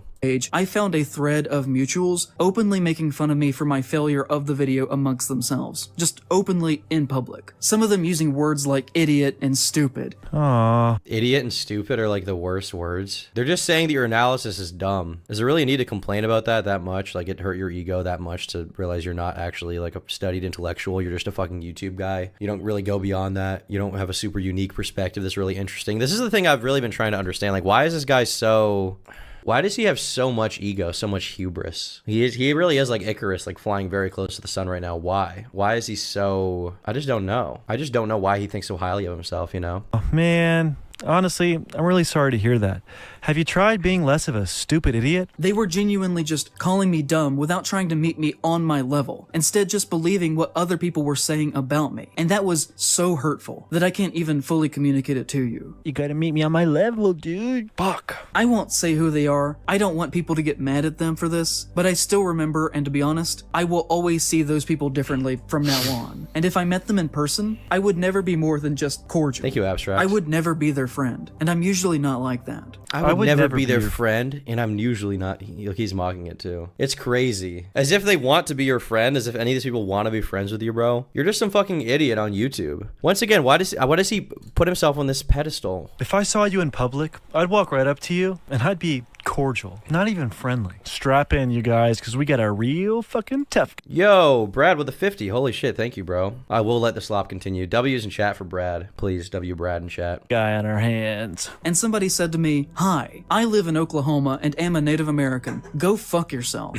Like, what do I even do with that? I've never... What do I even do with that? Well, you were like speaking for like the Native American community, right? You were speaking from like their perspective. You were trying to like be a voice for them. And now a Native American person is like, you're not a voice for me. Shut the fuck up. What am I supposed to even do with that? They're saying you're retarded, which is true. Never once in my life said something negative about Native Americans. Other than comparing them to cannibals. Other than that, which is not negative, by the way, because the cannibals were right in eating people. But there are a whole group of people who treat me with open hostility over a perceived belief that I said something awful. Native American. You did say something awful, though. You said something really dumb. Americans don't fuck with you, loser. And in this artist's defense, he flat out says he shouldn't be criticized for what he said because the art he makes isn't even original. I said nothing that was either groundbreaking or new or outrageous or even original there. Yeah, so you're unoriginal and your shit sucks. Cool. I used to hit 200 to 400,000 views per video, and now I'm hitting 50 to 100,000 most of the time.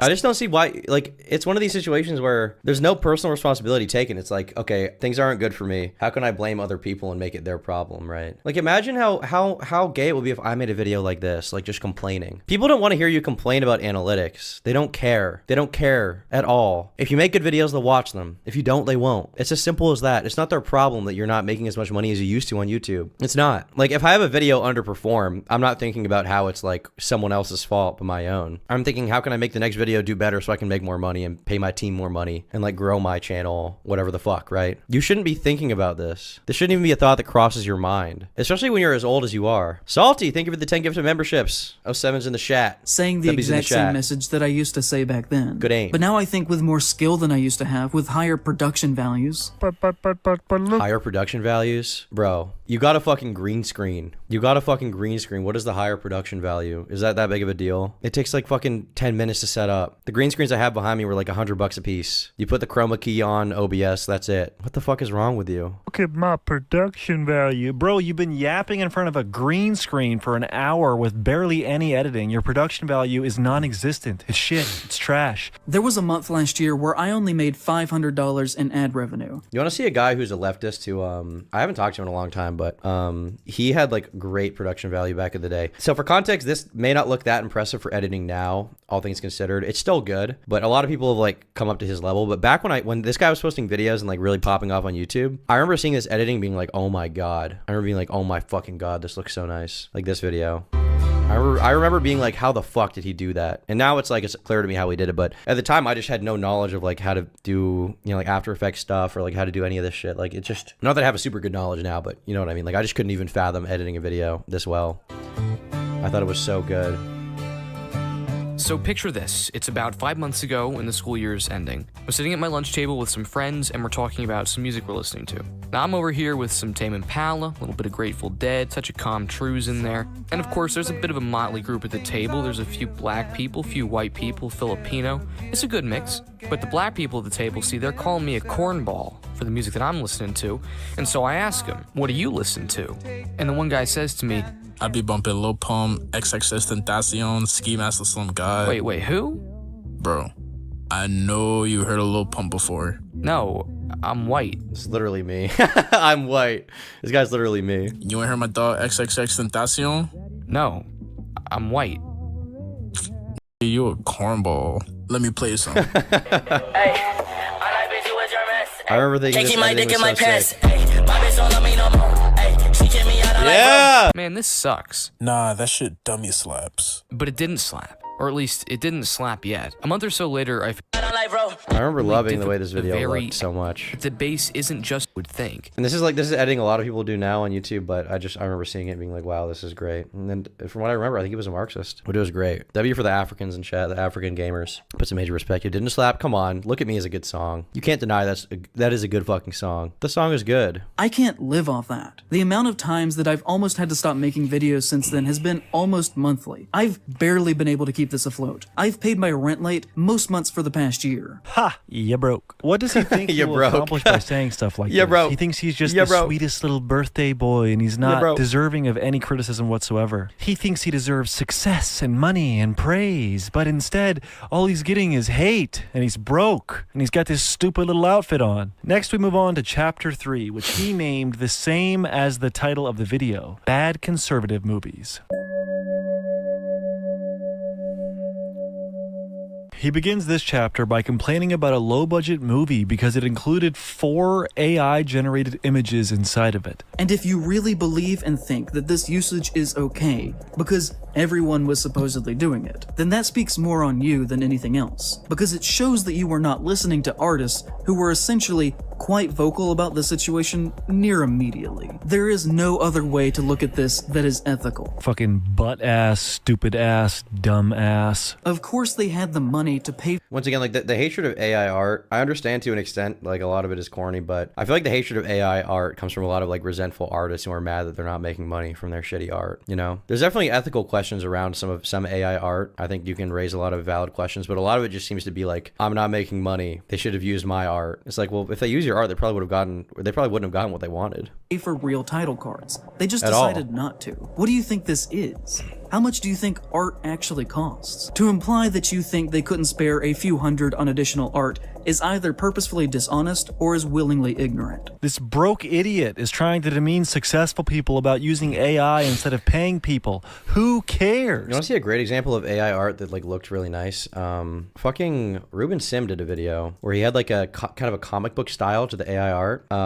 This video's actually ending. This shit looked nice. It looks funny, but it is good. It looks good. In my mind, it's pretty effective for telling the story. No notice, and worst of all, no refund.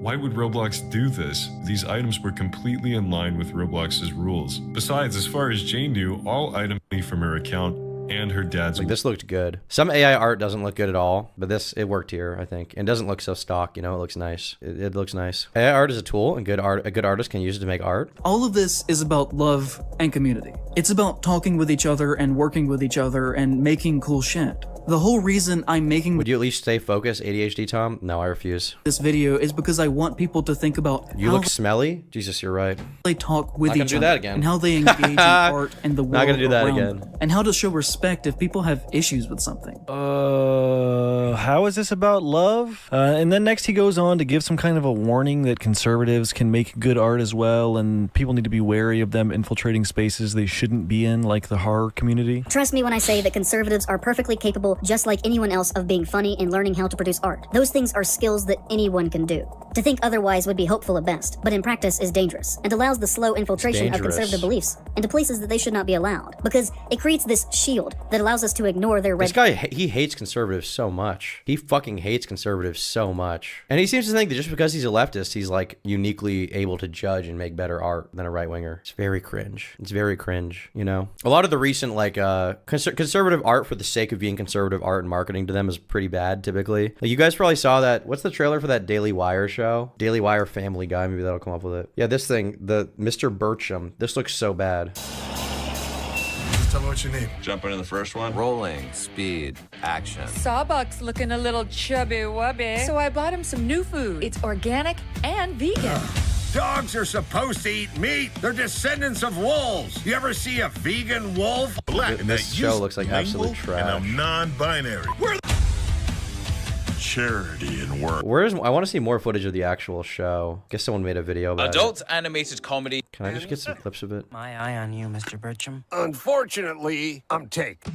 And that's not just me saying that, as these are the exact words from the marketing campaign that Daily— What did that say? Words from Time to trigger they/them snowflakes with Adam Carolla's new show, Mr. Bircham. It just looks like fucking shit. It looks like complete shit. They got Danny Trejo on that shit. I don't know if they did, but I would be surprised if Danny Trejo's making an absurd amount of money to the point that he can turn this down. But like the only people who would watch that is like a certain kind of person, you know? A certain kind of person. A certain kind of right-wing person. And they wouldn't even watch it because it's good. They'd probably get bored pretty quick. They just watch it because it's like, we're owning the libs, guys. It's retarded. Of course they had the money to pay for real title cards. They just decided not to. What do you think this is? How much do you think art actually costs? To imply it's expensive, as you would know because you're making no money. that you think they couldn't spare a few hundred on additional art is either purposefully dishonest or is willingly ignorant. I mean, you don't even know. You don't know the budget they were working with. Maybe they couldn't. Maybe they just wanted to save some money to pay the people working on it a little better. You don't know the financial details behind their production. I'm greening the fuck out, Tom. Do an ASMR charity stream for Greek little people. I'll get on that right away. This broke idiot is trying to demean successful people about using AI instead. Is it weird that Maddox attacking Justin Wang with vids from years ago had more effort put in it, and that guy has more hate for Wang than this guy? Yeah, it is weird. I haven't watched. Maddox made another video about this shit. I have yet to watch. I probably should watch it at some point, but I just haven't gotten around to it. I've been meaning to look into that entire thing. Eventually, do a video about the whole Dick Maddox lawsuit. Instead of paying people, who cares? All of this is about love and community. It's about talking with each other and working with each other and making cool shit. The whole reason I'm making this video is because I want people to think about how they talk with each other, and how they engage in art and the world around them, and how to show respect if people have issues with something. How is this about love? And then next he goes on to give some kind of a warning that conservatives can make good art as well, and people need to be wary of them infiltrating spaces they shouldn't be in, like the horror community. Trust me when I say that conservatives are perfectly capable, just like anyone else, of being funny and learning how Girl equals cringe, Zen equals base. True. Very true, produce art. Zindler's Those List. things are skills that anyone can do. To think otherwise would be hopeful at best, but in practice is dangerous, and allows the slow infiltration of conservative beliefs into places that they should not be allowed, because it creates this shield that allows us to ignore their red flags. The idea that conservatives cannot make good art needs to be abandoned, because it leaves us in a position to where we underestimate their potential to spread their messaging. So this guy essentially hates you if you're a conservative and thinks you shouldn't be allowed to make art. That's awesome. It's very loving. Horror is a mirror. It is countercultural. It is punk. It is that way, and it always has been. Is it? Is any genre inherently counterculture? I mean, basically anyone can make art within a genre, right? Like, unless your genre is like movies made by white people or movies made by black people, which is not a genre. Anyone can make art within a genre. This is like when people say like, fucking, this isn't real punk because it's right wing. It's like, well, you know, the left culturally is at the top of the pyramid right now, so it kind of is more punk than left wing punk right now, you know? Yeah, this guy's real punk. He's a fucking punk rocker. He's not a fucking idiot. I can't imagine what's like punk rock about Scream. What is punk rock about that movie? I genuinely don't know. I can't imagine it. I can't. He's not an idiot. He's not an idiot. He's punk. As a queer person, I don't really need the reclamation of gay conversion camps in films and works of horror. Cool. The only thing I have of value left to me in this world is my writing and my perspective. And I would never do a single Your perspective is super valuable. We know that. Oh, we know how valuable that perspective truly is. thing that compromised that, even if that meant I occasionally had to do something that was not the most socially nice thing to do. The only thing you have of value in this world is your writing and your perspective? What about friends, family, the prospect of having children, making more money, hiking, exploring, exercising, owning pets? All you have is your fucking perspective in your writing. You're just sitting in your room writing about shit. That's all you have all day. It is based like no wonder you're fucking miserable, dude. I am always happy when movies do well, but at the same time, the cartoonish reaction that people had on Twitter to Megan making $30 million in its first weekend was a little gross to me. All I heard about was how much it made, and how they cut the violence and blood and kills out of a slasher movie to get it down to a PG-13 rating to make more money, and how that was a good thing that the studio cut up a movie to make it worse because we have to worship the dollar just to see how rich Jason Blum can possibly get. I mean, the thing is, like, you're so mad about this, and I understand being upset about it to an extent, but they'll probably release like a director's cut eventually. And also, like, if you're making art is also a business. You have to pay the people involved. Like, you have to make concessions. Like on YouTube, there are certain concessions you have to make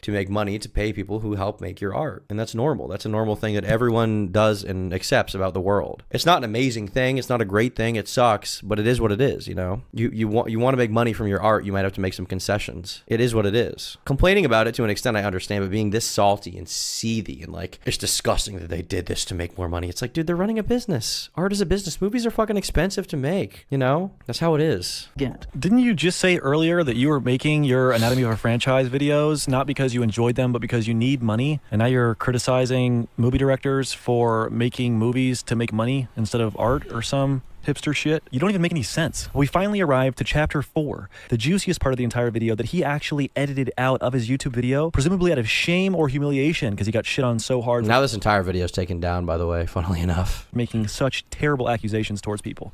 But my money need is moral. Yeah, so true it is. Very, very based. I like the creepy title card, like, ooh, Wendigoon, ooh.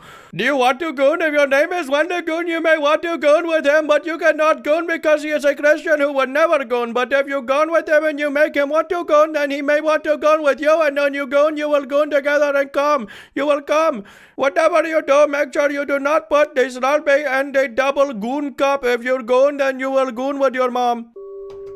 If you're not aware, Wendigoon is a horror conspiracy theorist YouTuber with several million Make sure before you go that you're not going to goon with Wendigoon because he wants to make you goon. subscribers. That, as you will hopefully come to see, should not be seen as the wholesome southern Yeah, we definitely came to see that. We came to see that, bro. Friendly dad persona that he has publicly constructed around himself in the past several years. And that, like many people who talk about being Christians as much as he does, has a dark past with deep ties to— This is the thing, like, he's carefully constructed around himself. Not everyone is, like, specifically catering their brand to be this certain way, to, like, be as dishonest as you are. Like, you can tell when somebody frames something innocuous in the worst intentions, you should immediately question their intentions. and like how they go about things, you know? Because it's a peer into their mind, it's pure projection. Dude, so based on, very true, Zindler's List. Far-right extremism. Oh, Wendigoon is bad because he's Christian, and Christians have deep ties to far. Screw Wendigooning. Who's Wendi-edging? That's a great question. I'm trying my best, boys, but you know, sometimes you gotta let it out. Sometimes you gotta let it out. Sometimes you gotta let out the goon. When you gone? Right, extremism. That's great. Let's hear more. I have no need or desire to hear 5 hours of opinions on Can you be radio my from a guru? 21-year-old millionaire who got famous around the age of 19. And you think we all have a desire to listen to a broke 20-something-year-old atheist? Why? I don't understand your point as to why your perspective is valid and Wendigoon's isn't. And I don't know. That's a great question. Why is it? Like, what about this guy? And I've asked this like so many times, but I am just like genuinely curious. Like, I kind of want a response from him. Like, why does he think that his perspective is particularly good versus others? Is it because he's just left wing? Is that it? Or he doesn't have money? Is that it? Like, what about him makes him so uniquely informed? Like, at the end of the day, he's still like, he's just a white guy like Wendigoon who fucking makes video essays. Like, he's the same from like the same area too. Like, what makes him particularly informed and good? I don't know. I genuinely don't know. Like, I wonder if he'll ever respond or like say what he probably shouldn't for his own sake, but I just want to fucking know why. If you can actually really truly be a good cultural critic. I wish I could like interview this guy. Not that he would ever do it, but I wish I could. With a voice that has a definitive perspective, without several years of genuine, independent, lived experience away from the home that you were raised in. And in his case, he became exceptionally wealthy by the time that he was 19 or 20. The thing is, this is so weird too, because he got the age wrong even. I'm pretty sure Wendigoon was like 21, 22 when he blew up on YouTube, which is not that big of a difference, but it is like, if you're gonna make this whole hit piece, you have to at least get the age right. You have to at least get the age right.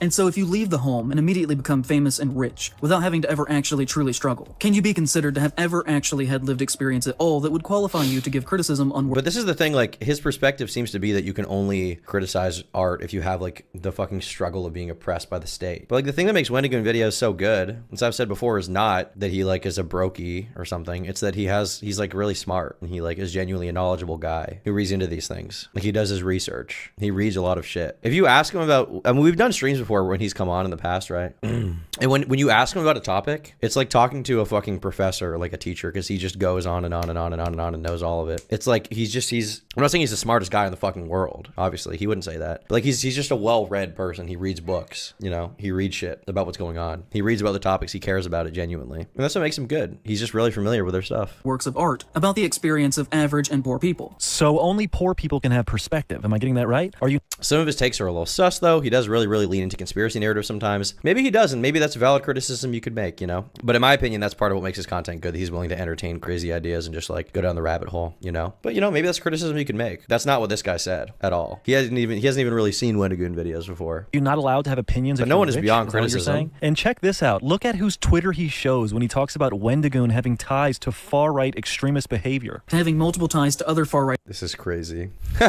And this is such a fun weekend. We went down there. Was it even a weekend? It might have been a week. I don't know. But it was sick. It was sick. These guys are all really nice, by the way. Our donut operator, I feel like I was fucking his son or something. He was just very helpful and nice. And I don't know, just a very non-dismissive, open guy. It was cool. And Brandon similarly was like the same. Just a very nice, talkative, interesting dude to talk to. You know, it was a lot of fun.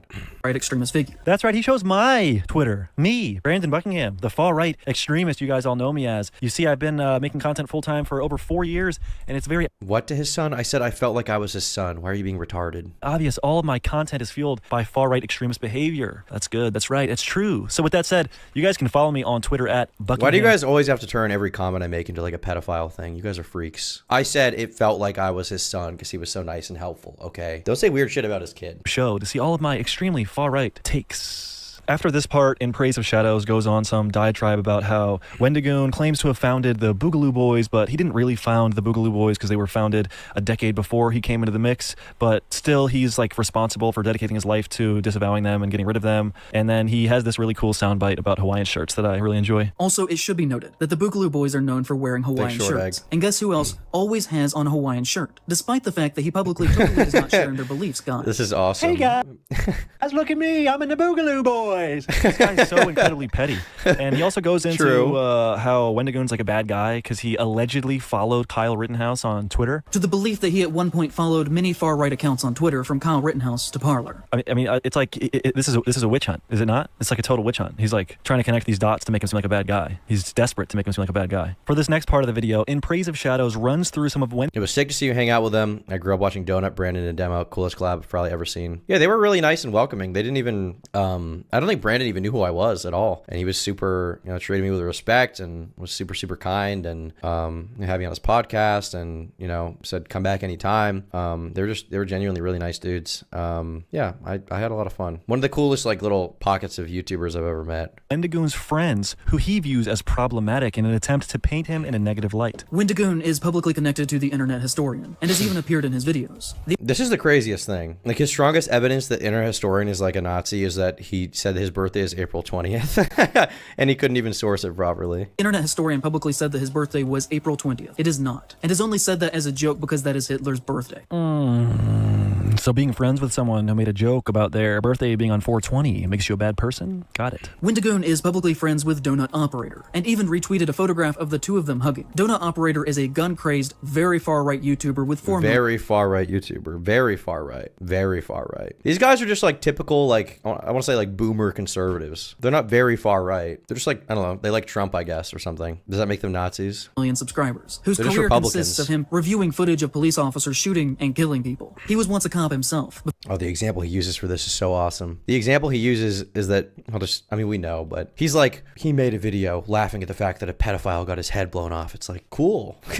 It's okay to laugh at that. He doesn't like that a child molester died. How could you have chosen a worse example? Before he made more money making YouTube videos and retired. His content is very pro-state, pro-cop, pro-gun, and pro-death to people who don't share his beliefs propaganda. Donut Operator is not pro-death or some bloodthirsty cop. He's accepting of everyone. I visited him in San Antonio, and Destiny of all people was there, who is a super liberal, and he was welcomed with open arms.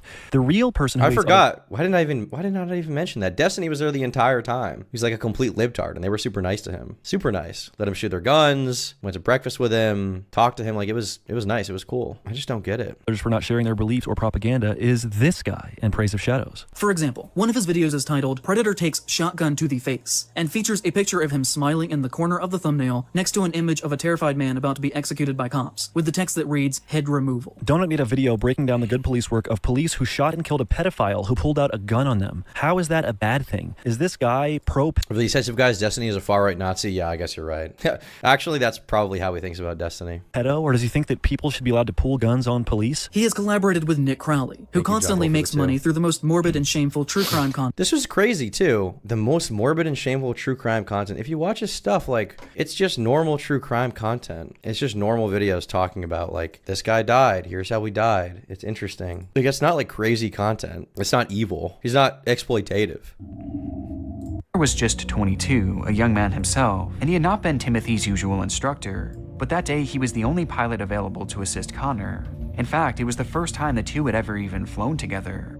And it was clear from the get-go that it was probably going to be their last. What is so crazy about this content? I just don't get it. What is particularly insensitive and shameful about it? I don't know. I don't think he's ever even watched it. Lex Updog spragged about Destiny for no reason. They would group him in. Well, she hates Destiny because he covered her allegations unfavorably. Content of showcasing the last minutes of people before they are suddenly and unexpectedly killed. Doesn't this guy make money from analyzing horror movies? How does he have a problem with Wendigoon being friends with a guy who makes videos about true crime? He is publicly friends with Shoe on Head, who is a conservative masquerading as a leftist, who has built a career off of lazy anti-woke content, complaining about SJWs. So now this guy is telling Shoe on Head she isn't liberal and she is in fact a far-right conservative, and because of that, Wendigoon is bad because he said congratulations to her after she got married. He is friends with Brandon Buckingham, a gun YouTuber who has been accused of threatening... Did you hear that? Accused of threatening rape. And using that picture is so funny. That right? A gun YouTuber accused of threatening what? He is friends with Oompaville. This dude wants all content to be TikTok brain rot. Well, TikTok brain rot that personally agrees with him about why the Starbucks protests are good or something, right? That's what he wants. That's literally what he wants. He doesn't want anything else. It's insane. Guy's a nut job. He's a freak. A gun-obsessed content creator that has taken advantage of Nikado Avocado's mental decline for fame and he for couldn't money. even get his name right. It's Nikado Avocado, not Nikado. Did he send me a link or something? And on top of that, has made content with the human trafficker, Andrew Tate. Stay tuned, because we're going to have Oompa address these allegations himself in about 10 minutes. He is friends with Mudahar, who argued against Andrew Why Tate. does he say Mudahar? It shows how little little he actually knows about this shit when he says Mutahar. Like, he doesn't even know who any of these people are. He's just tangentially familiar with them, and as a result, he's like, they're all right-wing. Being deplatformed from social media websites, and has recently showcased a great deal of transphobia. Mutahar is just pirate alter ego based, dude. So fucking based. It is just, it's crazy that he felt the need to like defend, of all people, Keffals. Of anyone he could have defended, Keffals, who sends hormones to children without their parents' knowledge. Is that really the guy you want to defend? Brother. Sorry, girl you want to defend? My bad. Most recent video. Mutahar has been very critical of Andrew Tate and hasn't done anything transphobic. He included art from a talented artist named Worm in his thumbnail. I thought it was good to pay artists for their work. Maybe Muta should have used AI. He has interacted positively with Goran Thumb, who has said the traditional family should be encouraged and strengthened. I see little. I don't understand why this is like the traditional family should be encouraged. I don't see why this is such a crazy thing to them. The traditional family being encouraged is like, it's so egregious. He later made a comment about like open relationships and how that's bad, which is like, I guess that's like slightly worse, but it's still not bad. So I don't really see why they were so mad. I think he just sees him as like a trad guy and he just hates that. But I just really don't get it. I don't understand. To no support from the government or big media. He has said anti-trans statements. He has called people degenerate and has said that So normal opinions that offend unhinged people. I feel like saying open relationships are bad is like a normal thing. He said swinging is disgusting and it's the breakdown of the family. I mean, it can break down families, probably. Traditional sexual interactions are a disgusting, hedonistic lifestyle. That is the breakdown of the family unit. I mean, it kind of is. What's wrong with upholding traditional values? If you want to be gay and suck down on an ass or whatever, go right ahead. But you can't expect everyone to celebrate it. Celebrate his heterosexual marriage, so why should he celebrate you? But more importantly, how is this an indication that Wendigoon is a bad guy? Wendigoon is publicly friends with Brandon Herrera. Ask Nick Requeta about that one. Oh, we'll be asking. We'll definitely be asking. Who has made jokes that implied that he was sympathetic with public shooters who killed Leftist, and collaborated with Kyle Rittenhouse, who has posted images of himself with an MP40, which is a gun used by the Nazis. Oh my god, Brandon Herrera shot a gun that Nazis... It's a historical weapon. It's a historical gun. Can you not use it? Can you not shoot it? He's not killing people with it. He's not saying, and this is the gun that you should use to kill the Jews. He's not saying that. He's just like, this is a cool piece of history. Like if you go to Brandon Herrera's channel, like he does the history of weapons. That's what he does. You just watch the fucking videos. The AK-47 and the M16 platform of rifles are two of the most iconic assault rifles of all time. But what do those two things have in common? They were both used to kill communists. On the AK-47 side, it was mostly used by communists to kill communists who complained about bread lines a little too loud. That's neither here nor there. What else do they have in common? Well, they have a common ancestor. The gun that would forever change warfare by really popularizing the idea of the modern assault rifle, or storm rifle, if you will. Ladies and gentlemen, the Sturmgewehr, or the STG-44.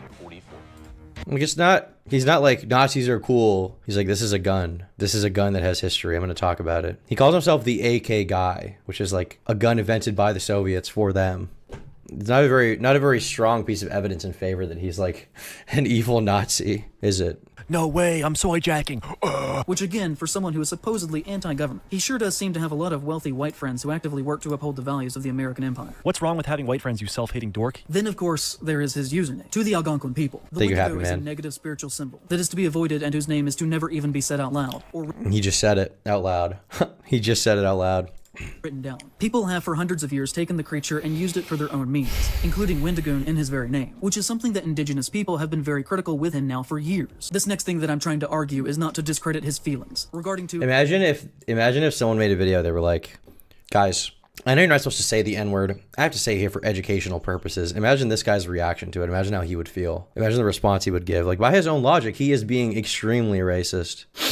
You should look into the slander being put again, Brandon right now. It's crazy. His political opponent is straight up saying wild ass stuff. I'm probably not going to get involved in the explicit politics of it because I don't really understand or care about it. But yeah, I don't know. But what I will say is that Americans who are white or partially white in rural areas love to claim a percentage of native heritage for bizarre conservative reasons, relating to reverence for the land and fascistic nostalgia for a time that never existed. Fascistic nostalgia? What the fuck is he talking about? This guy is so schizo. He's such a fucking schizo. Like that. He has attempted to deflect from criticism over the use of the name by saying that his grandfather was Native American, and that he learned these things culturally through him. So according to this guy, Wendigoon has to reject his Native American heritage. And what the hell is fascistic nostalgia? I'm starting to think this whole video is a cry for help. Deep Appalachia is... It kind of is. It kind of is a cry for help. Very white country. And for the most part, is exceptionally racist. Genuinely in this part of the country. You have to assume that any white person you meet is racist unless they show you... This is crazy. He's so self-hating. He assumes that any white person who lives in a region is extremely racist. Like, he just hates white people. He fucking hates them. He has so much white guilt.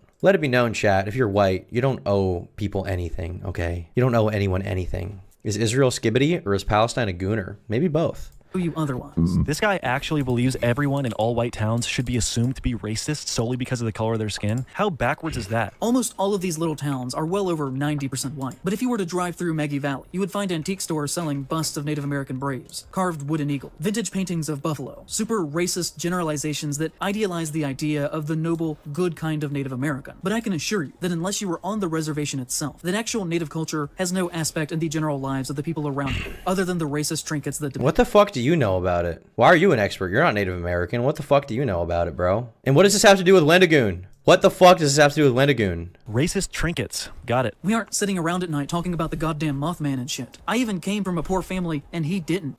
And what resulted from some good faith criticism of his use of language was days upon days of people calling me. If you're a public figure who is being criticized publicly, and the only people who come to your defense are Nazis, then that can only be read as two ways. Either that you're sympathetic to their views, or that you're perfectly fine making money from them. Or that you just don't feel the need to police your audience because you don't know those people. And by drawing attention to them, you're going to make it worse for you. For you. If Wendigoon had been like, guys, please don't call this guy names, it would happen more. Because when people are told not to do something, they go do it more. Do you think these people are the biggest Wendigoon fans in the world who think that Wendigoon will personally message you to call you an F-slur? Or do you think they just think you're a retarded soy boy? And are comfortable with that ideology being the backbone of your base. This guy's a control freak. He wants to control who you're friends with, who's a fan of your content, what your political ideology is, where you're from. He's a judgmental piece of shit. And if anyone ever criticized me, and people's reaction to it was to immediately start using hate speech, I would shut that shit down so fast. Wendigoon has said multiple times he doesn't want his audience to be mean to anyone on his behalf. What else do you want him to do? Just look at this comment that Wendigoon left on the video. Please, no one harass or comment rude things on my... And this is like the most telling thing. When being slandered, Wendigoon responds and is like, please don't be mean to this guy, you know? He's nicer than anyone in his position would be. He's not even going to make a video responding to this dude when he's being openly slandered, called a racist, called a Nazi, called a fascist, when this guy is literally claiming that he is responsible for right-wing domestic terrorism. Vixos for 5 says, as a super white dude with native mix and a native ID, this guy is mental. I mean, I don't think you have to be native mix to tell that he's mental, but I appreciate your perspective. I do not agree with or... Native Americans don't fuck with you. Leave a spiteful remark on my behalf, don't. Nothing good comes from anger. I want to apologize for people saying awful things to you on Twitter. I did not know this was happening and don't stand by that behavior. I followed you because I saw your Slenderman video and enjoyed it. Then saw you in my recommended follows. It sounds like you strongly dislike me and that's okay. But if I've done anything to cause that, I apologize. If I've ever spoken against you without cause or made any joke at your expense, I am sorry. I did not follow you to harass you, but if that contributed in any way, I wish I could take it back. You don't have to like me, but I hope you do feel I have no ill will against you. There is a lot you assumed incorrectly about me, but that's to be expected. I try to keep my life private in what ways I can, and my friends mentioned in the video can take up for themselves. I will only point out that your assertion about Brandon Buckingham is particularly egregious because the lie regarding a threat was made up by Sneeko when Brandon called him out on his behavior. I know you wouldn't support an internet figure like Sneeko, but you inadvertently did by not checking the source. I've made similar mistakes, most YouTubers have at one point or the other, but harmful allegations spread when people parrot rather than decipher data. I have said things in the past that I do not agree with now, and I'm learning to better myself daily, and each day find myself more in the wrong. I am sorry for the things I've said to bring hurt or strife onto any person or people. As a trans black woman, I think Wendigoon is in the wrong. Well, the people have spoken. I don't think there's much we can say, you know? I think Wendigoon's in the wrong. He's an asshole. He's a piece of shit. When a trans black woman says something, you sit your white ass down and listen. You fucking listen, bitch. You sit your white ass down and listen, bitch. Listen. May God forgive me. I hope you're successful. The Slenderman video was great, and I hope you don't find myself or my audience impeding your career. And again, if you're here to leave a mean comment for me, don't be.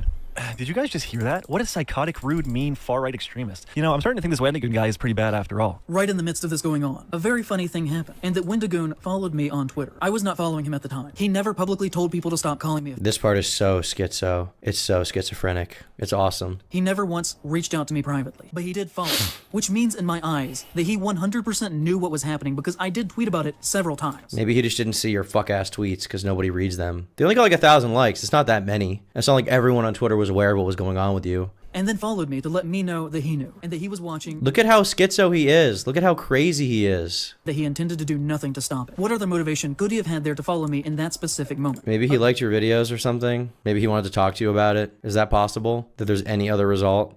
Is that really the only reason he could have followed you? Because he likes that people are being mean to you online?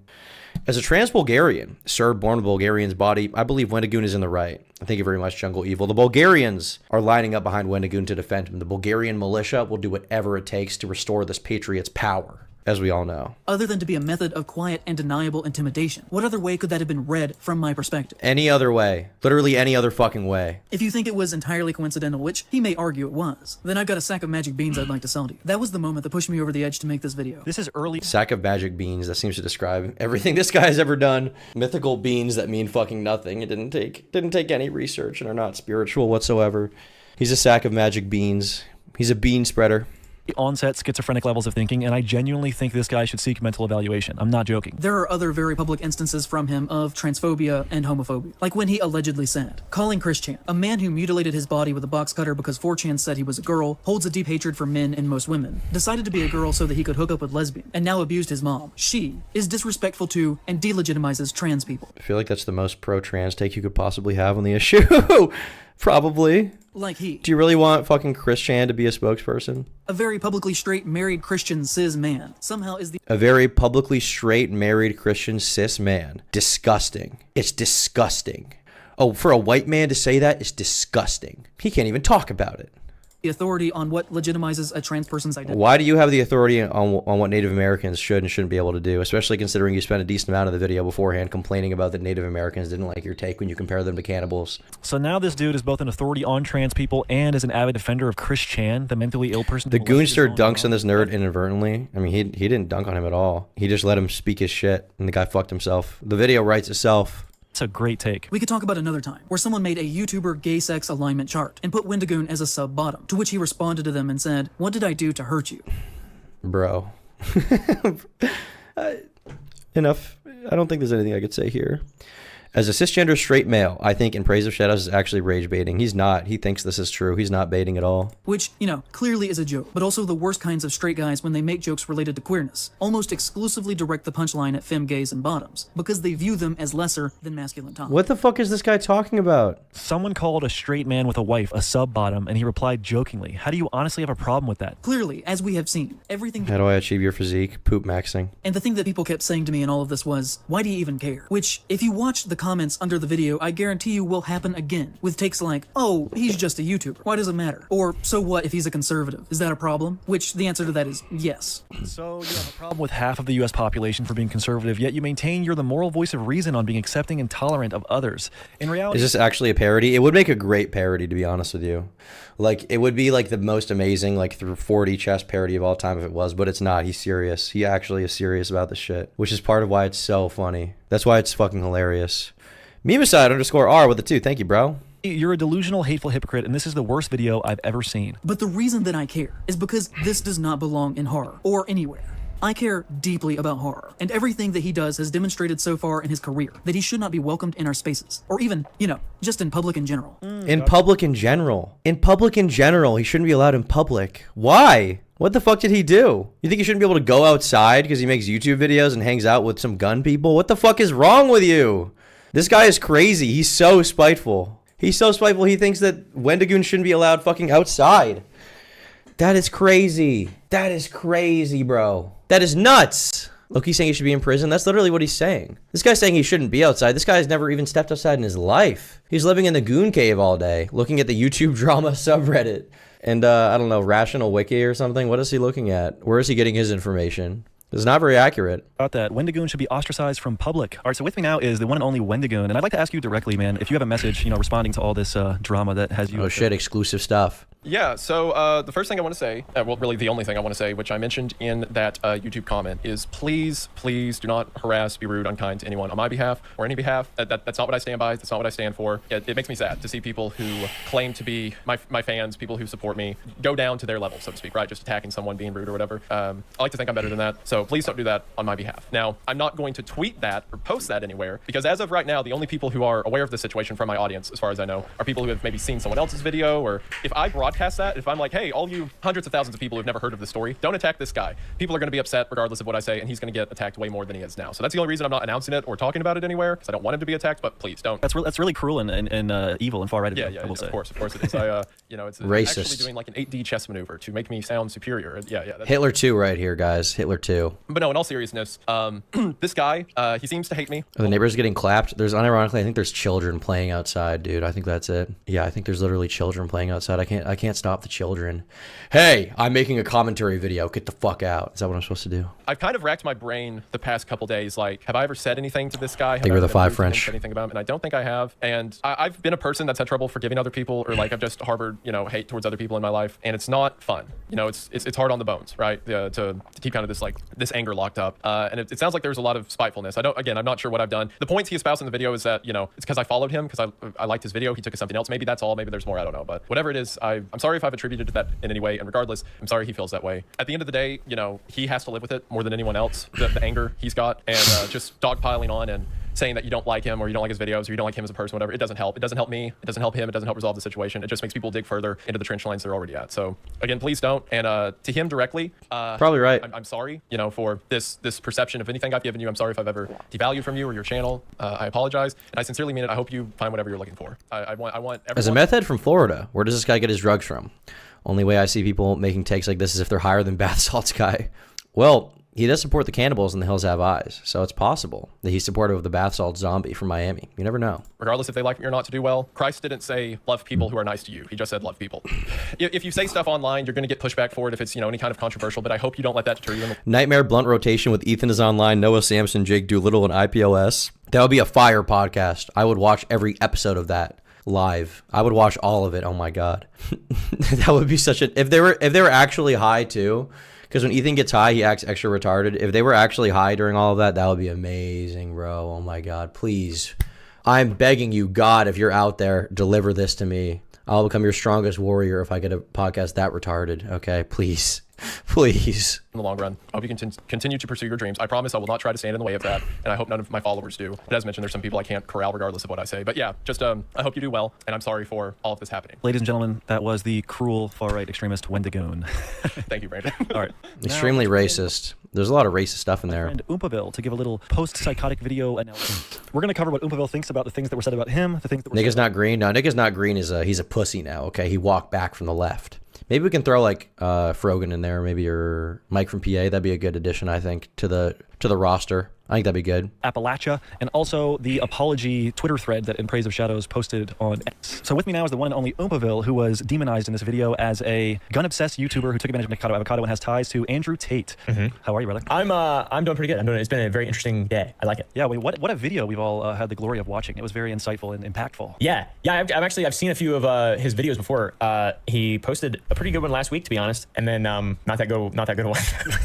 I thought it was great. I thought it was really, really good. Did you have the chance to watch the whole thing? I did. I watched the whole thing. I watched the whole thing. Yeah, unfortunately. So yeah, what is your perspective on the video after watching all 3.5 hours? I saw that Wendigoon he responded and does what he always does. As a Swedish Chinese trans person, you only live once, so spend as much time on the computer as possible. You're very right, Fuyuki Dis. Thank you for the 5. And that is just, is just fucking a class individual. But really, the thing that I fucking didn't like about the whole video was him just calling out all of Appalachia, like 25 million people, and like using that as a reasoning as to why Wendigoon is a piece of shit. And 25 million people are just racist unless proven otherwise. The whole thing I would just never remember even happened. Like it would just go right through my brain. But that part was like, all right, this is embarrassing. I think his exact quote to be honest. I believe his exact quote was, if you are from deep Appalachia, you should be assumed to be racist unless proven otherwise. Yeah. Which is unironically like an extremely racist thing to say. That's a bold take. Yeah, who says something like that? That's insane. Someone who just hasn't lived a very real life. I mean, I don't fucking know. Not everyone's from Appalachia or like knows anything about it, but like that's just so brain dead, and what a useless thing to fucking say. This fucking dweeb should maybe spend 15 minutes in Appalachia before overgeneralizing 25 million people. Would you say it's safe to assume that all people in the Appalachia are racist?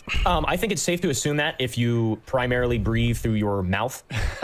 No, I wouldn't say. I've met a lot of Appalachian people, and I've met just as many racists online who call me racist, and they're actually racist. It makes no sense. It's complicated. Makes no sense though. He's got 2 guns pointed right at his feet, and he's just having a freaking field day. Oh yeah, and he's got 2 guns pointed at his feet. The few times I've been to Appalachia, which is like really only once when I went to Knoxville, there were a lot of black people around. There were a lot of minorities around, and they didn't seem uncomfortable or scared to be there. The people there weren't racist. They were very nice. They were very kind. So I really just don't I just don't get it. And they just don't run out of ammunition. He's just fucking shooting. He's just blasting holes. Like his feet are fucking sticks. Yeah, endlessly firing into them. It was good. I bet he's having a good day today. I think he's taking a month break.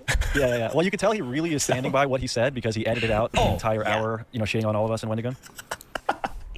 But yeah, let's get into what he said about you, Oompa. So he said that you are, in fact, a gun-obsessed YouTuber. What's your response to that? I would say that's really awesome, and finally, people are starting to notice. I would say, is that supposed to be bad though? Is that like? Yeah, it's an insult. It's an insult. It's an insult. Okay. Yeah, I wasn't sure. Like I saw that and I was like, it didn't read like gun-obsessed YouTuber. I mean. Okay, like I don't understand watching other parts of his video and specifically criticizing people around, Wendigoon. He's an anti-statist. But he's got friends with fascist statists. I can't imagine being able to non-ironically criticize anything about any government and not wanting to have. What did IPOS say about natives? All I could find people were mad that he said Wendigo, which isn't a slur. What he said about natives is he compared them to the cannibals in The Hills Have Eyes. He said that the people in The Hills Have Eyes are a metaphor for it, and that's why people were mad at him initially. The most recent thing is he said that Wendigoon can't have his name be Wendigoon because the ancient tribes of North America believe that you shouldn't even be able to say it out loud. Therefore, he is being racist to them by using the name Wendigoon. Have a gun or some kind of right to protect yourself or some kind of like equalizer. It's very ironic to be able to like criticize things like that and just expect that words are going to change anything or have any sort of meaningful effect. From my perspective, when a robber or a tyrannical government comes to dominate you, I think 10 times out of 10 you can just talk them out of it. You don't need a gun. Exactly. That's what I've heard. I've heard that. Just be a sweet boy. Exactly. Be a soft boy with a Native American style jacket on that's frilled. Specifically. So that was really cool of him. Also, he shot at you for collaborating with Nikocado Avocado, a grown adult human who willingly appeared on video with you. What is your perspective on that? Yeah, I think that's pretty, bold, I guess. Okay, taking advantage. You're a terrible guy. And then, yeah, the ultimate shot at you was your alleged ties to Andrew Tate. Yeah. As someone who grew up in Appalachia, IPOS lives in what is considered a gentrified liberal paradise and a long stretch of low-income mountain towns. Yeah, I mean, that's not surprising if that's the case. No, I love Andrew Tate, man. I talked to him in July 2022. I interviewed him, and I sat across from him 3,600 miles away while he was in Romania, and I was in my room in Texas, and I pretended to be cool. And yeah, the good old digital table sit. Exactly. It was really a true hangout setting. So you're not denying the allegations that he is your best friend, and you do in fact talk every single day. I am. I'm going to deny those allegations. I want to say. Okay, the first fucking video. If you look up Oomaville Andrew Tate, it's this thumbnail, dude. Dude, yeah, we're bros. Me and Tate are fucking bros. That's your guy. So yeah, essentially all of his allegation is based off the fact that you had a conversation with him. But this is the thing that like people like IPOS believe. You can't platform these people. You can't talk to them. You can't have a conversation with someone who's controversial or bad. Would he ever call out Hassan for having a terrorist pirate on a stream? No, he wouldn't do that. That's ridiculous. Why would he do that? Hassan did it for Palestine. He can't call him out for that, but he will call out this guy literally for the horrible crime, for the horrible, disgusting crime of talking to Andrew Tate. If he had gone out on a limb to like defend Andrew Tate and everything he does and be like, this guy is always right, everyone needs to listen to him, he's the GOAT, that would be a different thing, but that's not what he did. For the human trafficking claims, and because you had that conversation and then months later he had trafficking claims brought against him, then Wendigoon is a bad guy? Am I getting that right? I believe you are Charlie Kellying these events correctly. How can you say so much shit that's just blatantly wrong, say it with conviction, stand by it, and then delete the fucking part of your video, stand by it, and then take a month off? Like, this is actually something you couldn't write into a TV show, or it's too clever, it's too funny, it's too contrived. He handled it with grace and honor. But I mean, so we both know Wendigoon personally. Could you think of someone less deserving of this like 3-hour hit piece? I genuinely could not think of anyone less deserving. I seriously could not. I've never met a better human being across the board than Wendigoon from the internet. Not a single person have I ever met. I've tried not to use these arguments in general because I feel like it's not that substantive, and I'm trying to cover the actual the arguments in the video, but I don't know, in my personal experience, Wendigoon he's been very nice. He's a very good dude. He's very helpful. He's very charitable. And yeah, unless he's proven to be a horrible person, genuinely, I would do a lot for the guy. I genuinely would. He's a good content creator, and he's a very good friend to have in your corner. Not even just on a YouTube level, just on a personal level, Who is I would consider a better person. Dude is a walking example of how to be a good content creator and person on YouTube.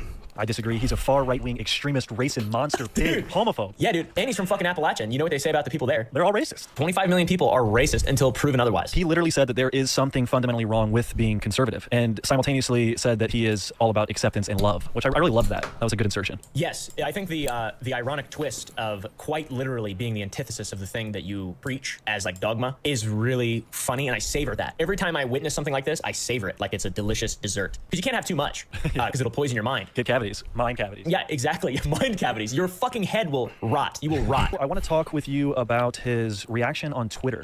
I'd like to... Umberville is a, I don't want to say surprisingly, like I wouldn't expect it, but he's a very level-headed guy. He's a very level-headed dude. And he spits the fire, I would say. He spits the fire. It's nice to hear him be so cogent on such an issue, you know, and not be unwilling to call out someone like this. To read with you his response thread. I don't know if you had the pleasure of reading it. I've gone through it a couple times trying to digest exactly what's going on. But yes, go ahead. Breaking news. Since publicly apologizing on Twitter in praise of Shadows has since privated his Twitter account. I like this visual. It's nice. But I already had them screenshotted, so here they are. A thread about the last few days. Many people have said very fair criticism of me and my work that I do not appropriately portray people, and I would like to address that. To Brandon, I do need to apologize to you for two things. The first, you are right. It was wrong for me to use that picture. I included it to show that you and Wendigoon had a closeness. There are other images I could have used to demonstrate. He makes good candy too. He does make good candy. The candy is fire, bro. The candy is actually really good. I got sent some of that shit for free, and it was really good. I think I ate it all in one night, so I probably shouldn't order too much of it because I like it too much. It'll make me fat, but it is really good. I love sour strips. Anything sour, generally, I'm gonna enjoy. For what it is worth, I genuinely am sorry, and I can forgive him for that. But I do think, despite me forgiving him, it is very odd that instead of using the like hour-plus footage of me and Wendigoon hanging out on video, he decided to use an image of my grandpa after his brain injury, where Wendigoon was tweeting that he hoped that he was well. Yeah, that is a bizarre thing to include in your compassionate hit piece video. Very cool, very swag. The second is I did not do my due diligence when looking into allegations against you. To be honest, I saw pictures of you with Turkey Tom with donut. This is the thing, like, yeah, you clearly didn't do your due diligence. You didn't look into things at all. You didn't look into it at all, bro. At least he admits the research was bad. It was so horrible, but like simultaneously, while he's complaining about being written off by these people, he's writing them all off. He's writing an entire group of YouTubers off who have never done anything wrong to him. With Wendigoon, with Brandon Herrera, and often with I'm sorry. One of them followed him on Twitter. That was pretty egregious, right? And so I wrote you off. I did not feel you were worthy of my time, and that was a result of the company you keep. Ultimately, that is a feeling on me, though, and how I presented that. How do you feel about writing me off because I hung out with Brandon Herrera and Donut Operator and Wendigoon Turkey Tom? Dude, it just feels so, like, saying that's like his research process. That's like a actual peek into that guy's mind. Like, that guy and so many other people like him, unfortunately, will just see someone with people and know nothing about any sort of context or nuance or whatever, and claim that they're compassionate individuals, and then just make a fucking 4-hour hit piece on them. Yeah. It makes no sense. But I mean, obviously, hey, he brought us together. Now we've been able to talk. So I appreciate him including me and you on the hit list. Yeah, I was honored to be included. Like, I saw all these guys getting called out, and I was like, oh, am I in there? And then I saw you put my name in the fucking thing, and I was like, yes. And I immediately went and watched the fucking video, and I was like, oh god, this is awesome. This is such a relief. So he is he's bringing people together. Yeah, he's bringing people together, and he's he kind of did. He like brought a coalition of people together to shit on him all at once. The Goon Brigade is coming for him. It's amazing. It's beautiful. It's touching. I'm personally touched by it. It's so nice. He's a martyr by sacrificing himself in every way, especially intellectually and from like the perspective of his fucking peers, I assume. He's going to make people actually smarter by doing this, which is great. Turkey Tom's the most dangerous guy you can be in association with, apparently. That's true, dude. That's true. That's very true. I'm a dangerous guy. I'm edgy. I'm very edgy. I said the word. Jews with deep pockets in my Patreon, guys. It's dark. It's dark. It's his greatest contribution to humanity. Yeah, that's his magnum opus. And then he followed that up. Farmer's tan, less because I'm a farmer. With saying, you using homophobic language to me, though, and calling me a low testosterone freak does not change my opinions about you. My base thought remains the same, even though I should have said them differently and not. It's not homophobic. It has nothing to do with being gay. He's just saying you're low T. He's just saying you're low T. That's it. He's saying you're weak. There are high T gay people that exist. If anything, that is more homophobic than any insult you could use against him, frankly. Let that cloud my writing. I was unaware calling someone low testosterone was homophobic. Yeah, I didn't know. Do you think this R-tard can come back from this? I think he's too mind broken. I think he could come back. I think anyone could. I mean, he's pretty crazy. He's down a crazy rabbit hole, but I feel like he could come back. I feel like it's possible. It's just gonna be hard. It's gonna be hard for him, you know. He's gonna have to do a lot of soul searching, a lot of thinking about what he believes. But he could come back. It's possible. It's possible for anyone to come back. It's unlikely, I would say. Testosterone had to do with your sexual preference. If I'm not mistaken, he is logically asserting that having low testosterone is indicative of being gay. Yeah, I think he's projecting, I think is what that's called, on you. He thinks low testosterone men are gay. Yeah, and I don't appreciate that. I don't appreciate that rhetoric. Dude, that's pretty fucking weird, bro. Should I read all of it? I would. All right. Okay. Fuck it, dude. It's funny as fuck. All right. To Mudahar, your thumbnail art was transphobic. I have nothing else to say to that. How? It was not. He just made a trans person look ugly. It has nothing to do with being trans. Everybody makes people they're shitting on look ugly. Like, was I being cisphobic in all these videos? Or sorry, I gotta go to the main channel for this one. I'll stop by the main channel real quick, which just put out a banger video you should watch. But like, was making minks look kind of fugly here? Was that phobic? Was that cisphobic? Irish phobic? Was this white person phobic? Was this Mexican phobic? Was this white autistic person phobic? No, nobody ever says that. But as soon as you make a trans person look unattractive, it's like, this is transphobic. Tell us how you actually feel about how trans people look if you feel that way. How is that like? How can you say it isn't that thing and then just not even elaborate? Bro unintentionally assembled a goon squad. True. The new goon squad. They used to call Nick and Augie and all those guys the goon squad, and there was some pretty cringe art from that. I was probably included in some of those. We're the And goon it's such squad. a mind fuck because Keffels herself, who is the victim of transphobia here, also used a drawing by the worm artist guy. Well, that's leftist phobic. That's Vosh phobic, you see. So then, by that logic, she's transphobic or something? I don't even know. They followed it up by then saying, I always try to do my best. I dropped the ball here in how I presented this. My heart was in the right place. I try to live No, it was not. with integrity. If you watched me for a long time, I hope you know this. No one knows that. No one thinks that, bro. I believe you appreciated that part, right? That my heart was in the right place? I really appreciate that part. Like, I don't get. I'm trying very hard to be rational with this whole thing too, and just be the bigger guy and just not really give a fuck. Because like I was barely fucking called out, relatively speaking. But like that is just how could you possibly? What do you mean? Where is your heart? What are you saying? Are you your heart is just vitriolic? Like, are you evil? You are evil? What is going on? Like, what do you mean your heart is in the right place? You can't just drop that out there and say that when all the context we have. If you're saying your heart is in the right place, it means you're a fucking piece of shit. Like seriously, I don't understand how you could ever say that and expect that it would be interpreted well. I was shocked. I couldn't believe it. I had to show my girlfriend. I was like, you gotta look at this. Am I hallucinating? It was crazy. Yeah, that is crazy. This whole thread is good. I'm surprised it's still up right now. I will always believe in trying to do the right thing. It's not up anymore, is it not? Did he delete it? He privated his account, I think, right? I could be wrong. Praise of shadows. Praise _ shadows. Yeah, it looks like he protected his posts. Typical activity of somebody who makes a crazy allegation, makes a bad video, doesn't want to be called out for it. And standing up to things that I do not believe in. I was overcome with anger because I think it is incredibly dangerous that there is a man in horror that you cannot criticize without being called an F-slur. You can criticize him. You didn't just criticize him. You called him a fascist. You can criticize him. Call out his videos. Watch his videos. Call it inaccuracies. Maybe he has bad research. It's possible. You could just do that. You just lied. You lied. You fucking lied. For days on end. I think that is a very serious issue. He attacked a bunch of people and then their fans, used slurs towards him. Isn't that just commonplace on the internet? Like, is that indicative of Wendigoon being a bad guy? No, that's not indicative of Wendigoon being a bad guy. That's indicative of freedom of speech. And when you say something stupid, people are allowed to say whatever they want back to you. And it's the internet. Yeah, and it's also the internet. It's the fucking Wild West, basically. Well, hey, man, keep this in mind, okay? But I did let that anger at this affect my overall quality in the presentation of these events. I still think that it is dangerous. I still think that it should be talked about. But I should have... What is dangerous? What is the dangerous part? What is dangerous? At this to make my thoughts more clear and professional. So he's acknowledging that it was just like... Do you think you could mog this guy? You're talking on Praise of Shadows? I don't know that that's really a thing to be proud of, that you mog him. He doesn't seem to be very healthy. He doesn't seem to really care about his body or his appearance very much. So, I mean, is it that much of an accomplishment that I, a fucking cringe commentator who spends his day on the computer, can mog him? Like, yes, I can. Whatever. Anyone can mog him. Like a big bumblefuck of silly words put together. I also think that it is telling that the bulk of what I said has not actually been addressed at all. And that of course it has. And that many criticisms were instead about the details that I got wrong. Well, if the details are wrong, if your research is bad, then that takes away from your overall criticism. And your criticism, by the way, was completely schizophrenic. Criticisms were instead about details they got wrong, such as the nature of Brandon's work. I feel it's important to note, even if I was off in some details. I love that it wasn't some details. It was like the entire thing. Said that because I have spent hours watching his video and meticulously combing through it and addressing the bulk of what he said. So I hope he enjoys this video. I don't think he's gonna watch your video. Hey, I gave him fucking easily 6 hours of my time. Can I have an hour or two? He'll be shaking like a leaf watching it. He'll be shaking, sweating. He'll be sitting on his chair, probably naked, and he'll have just like a sweat pooling between his fucking thigh gap, just like, and just shaking, watching your video, probably filling himself with rage because it seems like that's where his heart's at. Yeah, he's gonna be really, really upset. But if he ever wants to have a conversation, I'm super open to it. Mentally, I've grown very tired of conservatives picking apart my work for 2 years. I'm worn down. I let my emotions get the best of me here. But the core idea in this... What is the core idea? That Wendigoon caused domestic terrorism and that white people are all fascists if they live in Appalachia? That Oompaville took advantage of a mentally ill person, which he didn't do? Like, what the fuck is the core idea? What is the core idea? I don't know and I don't understand. This needs to be addressed. So if you're gonna make a video like this, you have to get every detail right. It's not even like he got one thing wrong. It was every single point. His evidence was retarded. That the conservatives are picking him apart, but he wants to pick apart conservatives. How does that make any sense? I think it's a classic rules for thee and not for me type character. I mean, it's just another mark against him that everything that he says is meaningless and devoid of actual thought and reason. Like, actually, seriously, like we said earlier, just shooting. Like, he literally thinks that because he's on the right side of the political spectrum that he can't be criticized.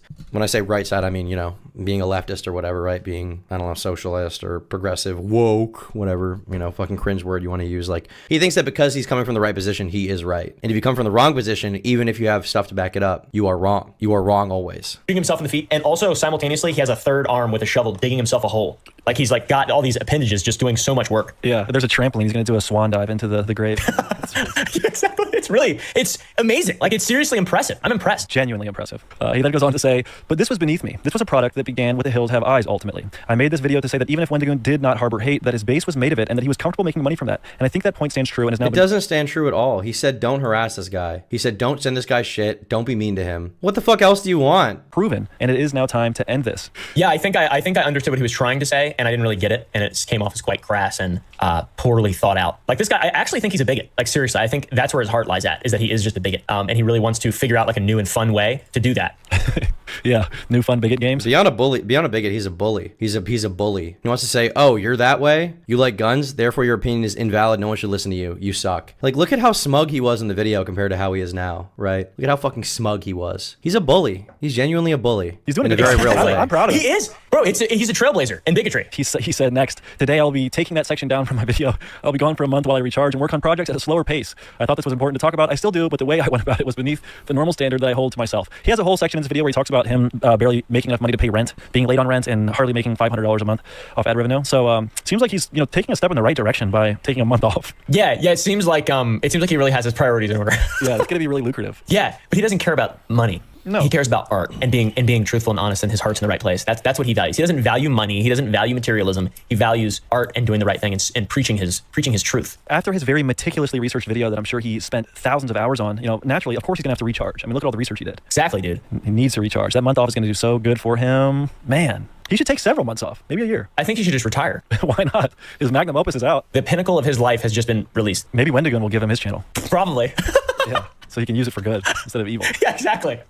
And then, instead of evil, that's so funny. As to my audience, I apologize for that. If you felt that you have been mischaracterized, that was not my intention, and I genuinely am sorry. There are ways to talk about this that could have been more professional, and as with anything in life, I'll use this to learn and always do better. I care so much about horror. It is my life, and I fucking doubt it, bro. Grew tired and scared of seeing hate growing on the fringe of something I care so deeply about. Horror is about kindness. Horror is about love. Until next time, Zane. Wow. Shave your armpits? Bro, I'm a fucking man. I'm not gonna shave my armpits. No.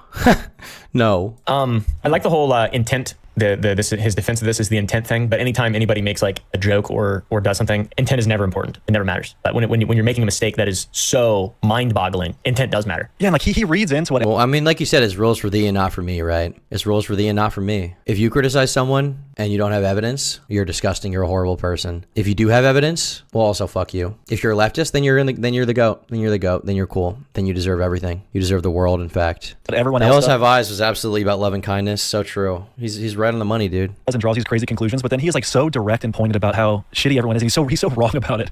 But hey, listen. He was just tired and scared of seeing hate growing on the fringe of something he cares about, man. Horror's about love. Yeah.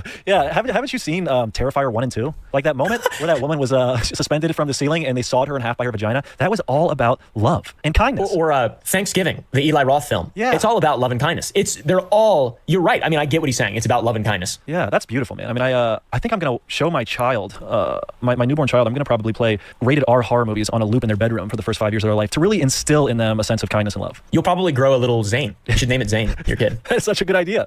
Oh, man.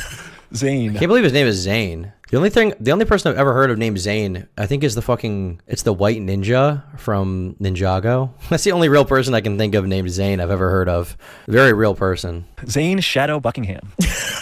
So that was essentially the closing statements by In Praise of Shadows. That was his response to this whole drama that he caused himself for whatever reason. And, I, for one, I really got a kick out of it. Yeah, me too. It was very entertaining. I have an idea. What if you misrepresent him for 4 hours? What if you made a 3.5-hour video misrepresenting him and making shit up? I believe In Praise of Shadows hates Guatemalan people. How about that? Oh, fuck. Dude, I'm seeing how you're getting to that conclusion, though. You know what I mean? He's friends with a guy that knew a guy that said some stuff. And agreed. Kind of a piece of shit. So yeah, this has been the worst video I've ever seen. With me is Oompaville. If you don't know who he is, all of the socials will be linked in the description. And I really appreciate you coming on and having a chuckle with me. Yeah, dude, I appreciate the invite. This is fucking very mind-boggling and fun. All I can say, like, every time I see something like this, I think of that fucking scene from Billy Madison at the end. Mr. Madison, what you just said is one of the most insanely idiotic things Greasy boy here, looking extra oiled up. I am oiled up. I've ever heard. At no point in your rambling, incoherent response were you even close to anything that could be no points, and may God have mercy on your soul. Okay, that was a great video from Brandon. I think that was probably the best defense he could have possibly posted, in my opinion. It was really nice. It was well done. I like seeing Wendigoon's input and Oompaville's input. It was good. It was good. Good video overall. So definitely be sure to check it out. Subscribe to Brandon if you're not already subscribed. Good aim. What the Sigma?